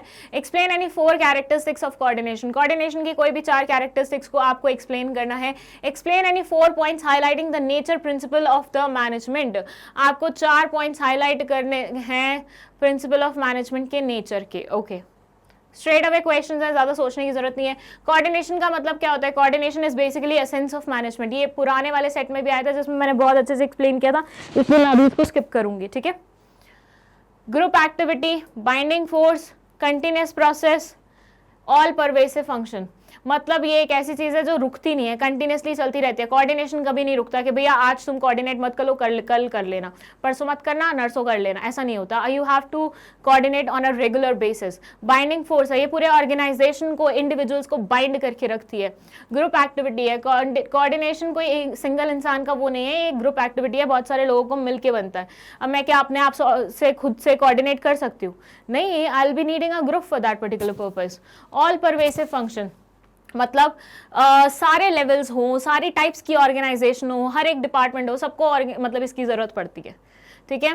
फिर है nature of principles of management are as follows, universally applicable, ये बोलते हैं कि भैया देखो मैनेजमेंट प्रिंसिपल्स जो हैं वो हर जगह लागू हो सकते हैं, हाँ उसमें हम थोड़ा सा मॉडिफिकेशन कर सकते हैं अकॉर्डिंग टू द रिक्वायरमेंट्स, इतने फ्लेक्सिबिलिटी वो हमें देते हैं, लेकिन इन्हें हम लागू कर सकते हैं हर एक पर्टिकुलर टाइप ऑफ ऑर्गेनाइजेशन में या कहीं पे भी। गाइडलाइंस, ये जनरल गाइडलाइंस हैं जो गाइड करती हैं सामने वाले इंसान का बिहेवियर, मतलब मैनेजर का कि वो किस तरीके से वर्क करेगा। Formed by experimentation, over the years बहुत सारे एक्सपेरिमेंट्स हुए थे जिनके बेसिस पे जो ऑब्जर्वेशंस निकली थी उनको हमने बना दिए प्रिंसिपल्स। मतलब ऐसा नहीं है कि कोई ऐसे रात को ऐसे आंखें बंद करके बैठा कि भगवान जी मुझे प्रिंसिपल्स ऑफ मैनेजमेंट दे दो और ऊपर से एक किताब घूम के आ गई उसके पास, नहीं, ये ओवर द ईयर्स मैनेजर्स ने जो जो एक्सपेरिमेंट्स किए थे, उनके रिजल्ट्स देखे थे, जो ऑब्जर्वेशंस ली थी, उनको एक जगह लिखा और प्रिंसिपल्स के फॉर्मेट में हम लोगों को पढ़ने के लिए दे दिया। फ्लेक्सिबल, ये बहुत ही फ्लेक्सिबल होते हैं, रिजिड नहीं होते कि भैया नहीं है ये बोला तो यही होगा, नहीं, ये जनरल गाइडलाइंस हैं जो आप अपने अकॉर्डिंग थोड़ा सा मॉड्यूल कर सकते हो, थोड़ा सा ऑल्टर कर सकते हो, ठीक है। That's it. चलिए इसका भी स्क्रीनशॉट ले लीजिए, बहुत जल्दी खत्म हो गया तो पता ही नहीं चला। पहले कोऑर्डिनेशन का मतलब, कोऑर्डिनेशन के फीचर्स, एंड देन आपके nature of principles of management. Okay, 24th question, ये बोलते हैं Chintamani is the production manager of global India limited manufacturing and exporting steel. During the year 2017-18 the company could not meet its production targets. The chief executive officer of the company constituted a committee of experts to find out the reasons and give its recommendation so that the production target could be met in the future. The company analyzed the production related records and found out that there were problems due to communication. Global India Limited had rigid rules and would insist on communication through prescribed channels, which led to delays. The company also had a number of managerial levels causing further delay and distorted communication. Moreover, the production manager Chintamani was using a tone that quite often offended the sentiments of the workers. Also, Chintamani and the workers did not believe in each other and could not understand each other's messages in the original sense. Question क्या पूछना चाह रहे हैं? Identify and give the meaning of the types of communication barriers discussed above. Coating lines from the above state 2 communication barriers under each of the types identified in part A, because of which Global India Limited could not meet its production targets. State any 2 recommendations that might have been given by the committee to improve communication effectiveness. ठीक है, चलिए ये क्या बोल रहे हैं कि Chintamani production manager है ग्लोबल इंडिया लिमिटेड का, जो कि मैन्युफैक्चर करते हैं और एक्सपोर्ट करते हैं स्टील को, ठीक है। 2017-18 में company could not meet its production target, company अपने प्रोडक्शन टारगेट को मीट नहीं कर पा रही थी। जो चीफ एग्जीक्यूटिव ऑफिसर था कंपनी का, उसने एक कमेटी बनाई थी एक्सपर्ट्स की to find out the reasons कि भैया ऐसा क्यों हो रहा है, प्रोडक्शन टारगेट क्यों नहीं कंप्लीट हो पा रहे और आगे फ्यूचर में कंप्लीट हो जाए, मेट हो जाए, उसके लिए। The company analyse the production related records, company ने पूरे प्रोडक्शन रिलेटेड रिकॉर्ड्स को एनालाइज किया और देखा कि कहीं ना कहीं कम्युनिकेशन में दिक्कत जा रही है। Global India Limited had rigid rules and would insist on communication through prescribed channels. इन लोगों के ना बड़े rigid rules थे कि तुम्हें इससे बात करनी है तो इसके थ्रू ही करनी पड़ेगी, तुम डायरेक्टली उससे बात नहीं कर सकते। तो ऐसे बहुत ज्यादा इंसिस्ट करते थे ये prescribed channels पे, जिसकी वजह से बहुत ज्यादा डिले हो जाता था।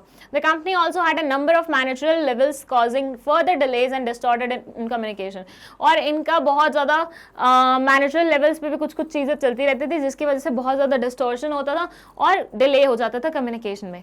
प्लस जो ये चिंतामणि थी, इनकी टोन भी बड़ी गंदी थी, मतलब वर्कर्स ऑफेंड हो जाते थे। ये बिल्कुल तुमने आज का काम किया ऐसे बात करते थे, मतलब आराम से भी तो पूछ सकते हो तुमने आज का काम कर लिया। वो पोलाइटनेस नहीं थी इनकी आवाज में, जिनकी टोन की वजह से वर्कर्स कई बार ऑफेंड हो जाते थे और एक दूसरे का मैसेज सही सेंस में, ओरिजिनल सेंस में नहीं समझ सकते थे। वो होते हैं ना, कुछ लोग लाउड होते हैं, मतलब मेरी क्लास में भी 1-2 स्टूडेंट्स बहुत ज्यादा लाउड थे, जिसमें से मैं भी इंक्लूडेड हूँ। तो हम लोग कभी किसी को प्यार से भी कुछ बोलते थे ना, जस्ट बिकॉज हमारी टोन उस तरह की होती थी, तो सामने वाले को लगता था तो लड़ाई करने आ रही है। तो कई बार ऐसे सामने वाला आपकी सही सेंस नहीं समझ पाता है, just because your tone is quite high, ठीक है। तो वो दिक्कत थी। और फिर यहाँ पे आपको बताना है कि कौन कौन से कम्युनिकेशन बैरियर्स के बारे में बात हुई है पूरे उसमें। और quoting lines from above state 2 communication barriers under each of the types identified in part A, because of which global this could not be meet. State any 2 recommendation that should okay. आपको communication improve करवाने के लिए recommendation देनी है और आपको lines coat करते हुए बताना है 2 कम्युनिकेशन बैरियर्स को, जो कि ऊपर आपने आइडेंटिफाई किए हैं उसके अंडर के, ठीक है। चले फिर देखें। Okay, the two types of communication barriers that were being discussed were organization barriers, मतलब organization की hierarchy को लेके, structure को लेके जो barriers हमें face करने पड़ते हैं communication में, उसके बारे में बात हुई है। और दूसरा था physiological, psychological barriers, मतलब जो दिमाग में बैठे होते barriers होते हैं, ठीक है। अब दो जो उनके अंदर के बताने थे organization barrier में, तो rules and regulations है कि कंपनी ने ऐसे rules and regulations सेट किए हुए हैं जिसकी वजह से कम्युनिकेशन प्रॉपर्ली हो नहीं पा रहा है, बहुत ही रिजिड रूल्स एंड रेगुलेशंस है। Complexity in organization structure, organization structure बहुत ज़्यादा कॉम्प्लेक्स है, बहुत ज़्यादा इंटेंस है, चैनल्स बने हुए हैं, ये बना हुआ वो बना हुआ है, जिसकी वजह से अगेन डिस्टॉर्शन हो रहा है या फिर कम्युनिकेशन ढंग से नहीं हो पा रहा। साइकोलॉजिकल में डिस्ट्रस्ट, लैक ऑफ अटेंशन, ध्यान नहीं दे पा रहे हैं सामने वाली बात पे, ट्रस्ट नहीं कर पा रहे हैं सामने वाले इंसान को। दो रिकमेंडेशन जो दिए हुए हैं वो है the communication tone and content of the information should be approximately chosen so that it is easily understood and does not harm anybody sentiment. भाई देखो, चिंतामणि को समझना चाहिए कि तुम अपनी टोन इस तरीके की रखो, सामने वाले को ऑफेंड मत करो, क्योंकि वो ऑफेंड हो गया फिर वो तुम्हारी बात सही वे में सुन नहीं पाएगा और फिर तुम्हें ही तकलीफ होगी ultimately. The sender of the information should also be patient listener, जो इन्फॉर्मेशन भेजता है ना उसको कहीं ना कहीं पेशेंट लिसनर भी बनना चाहिए, आराम से सुननी भी चाहिए सामने वाले की बात। जैसे कुछ लोग होते हैं ना, जैसे मेरी एक फ्रेंड है, ठीक है, जब मैं उसके साथ कम्युनिकेशन कर रही होती हूँ मुझे बहुत ज़्यादा ये प्रॉब्लम फेस करने को मिलती है, क्योंकि वो ना फिर बोलना शुरू होती है ना, उसके बाद फिर वो रुकती नहीं है। और कई बार मैं भी ऐसा कर देती हूँ कि मैं उसकी पूरी बात सुनती नहीं हूँ, मैं उसे पहले ही जज कर लेती हूँ कि भैया ये बोलना चाह रही होगी, तो मैं भी बीच में वो कर देती हूँ। तो मतलब हमारी कम्युनिकेशन कभी भी अच्छे से इस्टेब्लिश नहीं हो पाती है। तो यस, ये इन्फॉर्मेशन मतलब ये एक बहुत चीज़ है ज़रूरी कि जब आप अपनी बात बोलते हो तो फिर सामने वाले की बात सुनो भी पेशेंटली, ठीक है। चलो स्क्रीनशॉट ले लो, फिर हम आ जाएंगे लास्ट क्वेश्चन पे। ये लो यहाँ से,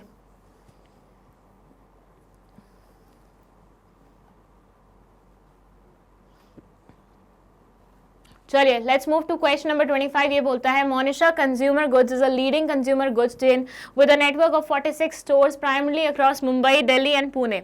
It was started by Monisha Gupta in 1987. It has a large market share in Mumbai, Delhi and Pune. Looking for an opportunity to expand, it has decided to open a new branch in Kerala. It has to decide on what new resources it will invest in so that it is able to earn the highest possible return for its investors. Once the company believes that it will be able to generate higher revenues and profits, it also has to decide on how this project will get funded. The finance manager, Atul, was told to have an optimum capital structure by striking a balance between various sources of getting the project funded so as to increase shareholders' wealth.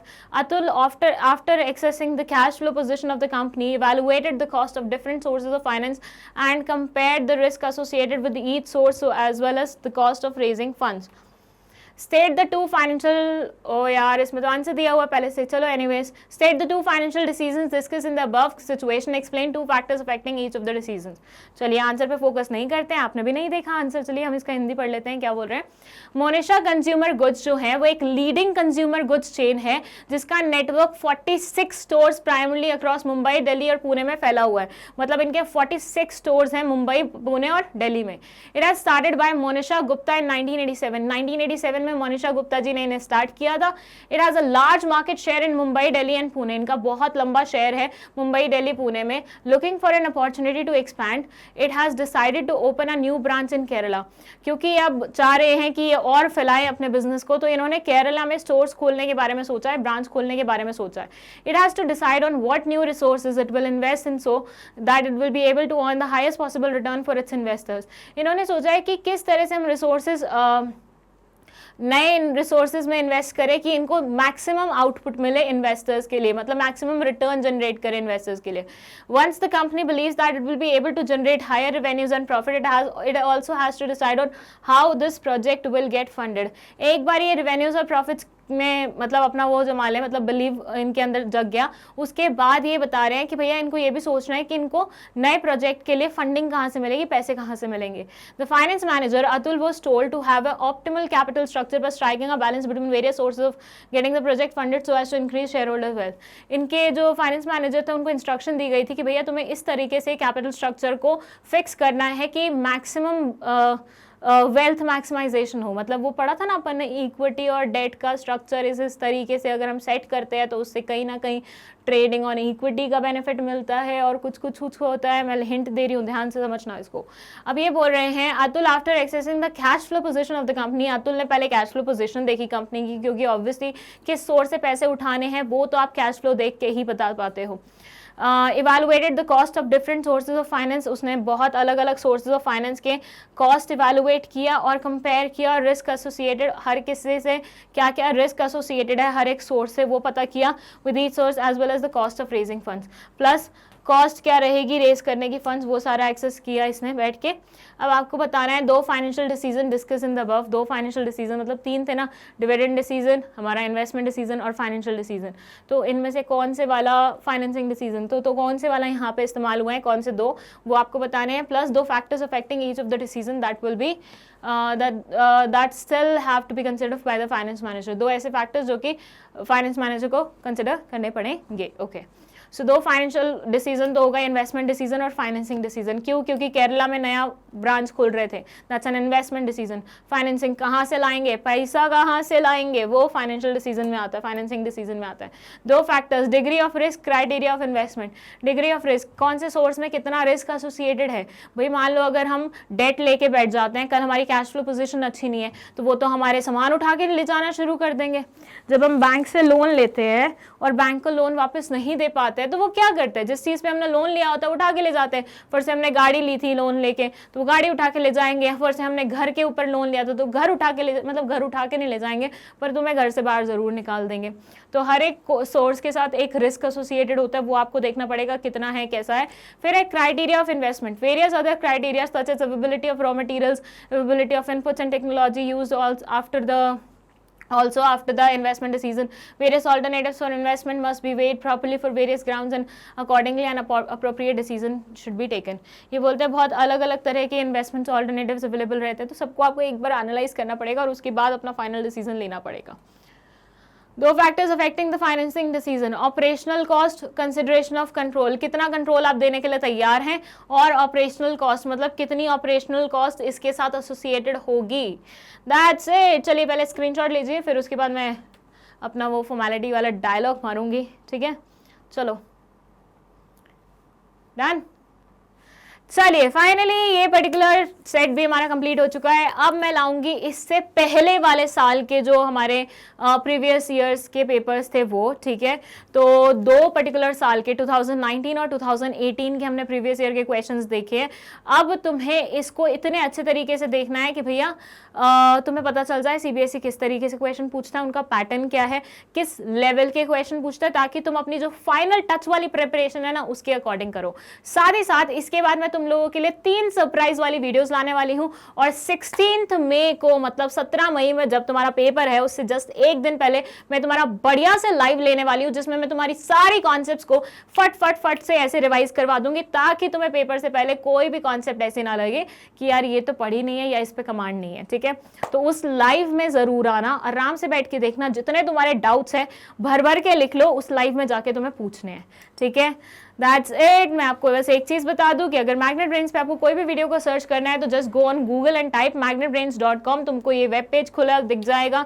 Web page पे तुम्हें जाना है, यहाँ पे CBSE English medium में class 12 में तुम्हें सारे टीचर्स दिख जाएंगे, फिजिक्स के, इसके उसके। फिर तुम्हें यहाँ पे देखेंगी तुम्हारी पायल मैम की वीडियोस पे जैसे ही तुम क्लिक करोगे तुम्हें यहाँ पे लेक्चर्स दिख जाएंगे, कौन से कैसे हैं। एंड उसके बाद जो भी लेक्चर तुम्हें खोल के देखना हो उसमें मैं तुम्हें पढ़ाती हुई दिख जाऊंगी। वीडियो मस्त से देख लेना, लाइक कर देना, ठीक है, और अच्छे प्यारे प्यारे कमेंट्स कर देना, ठीक है। And that's it. कोई भी डाउट है कमेंट सेक्शन में लिखो, और अब अच्छे से पढ़ाई करनी है, पेपर में बहुत अच्छे मार्क्स लाने हैं, ठीक है। Thank you so much for watching this video.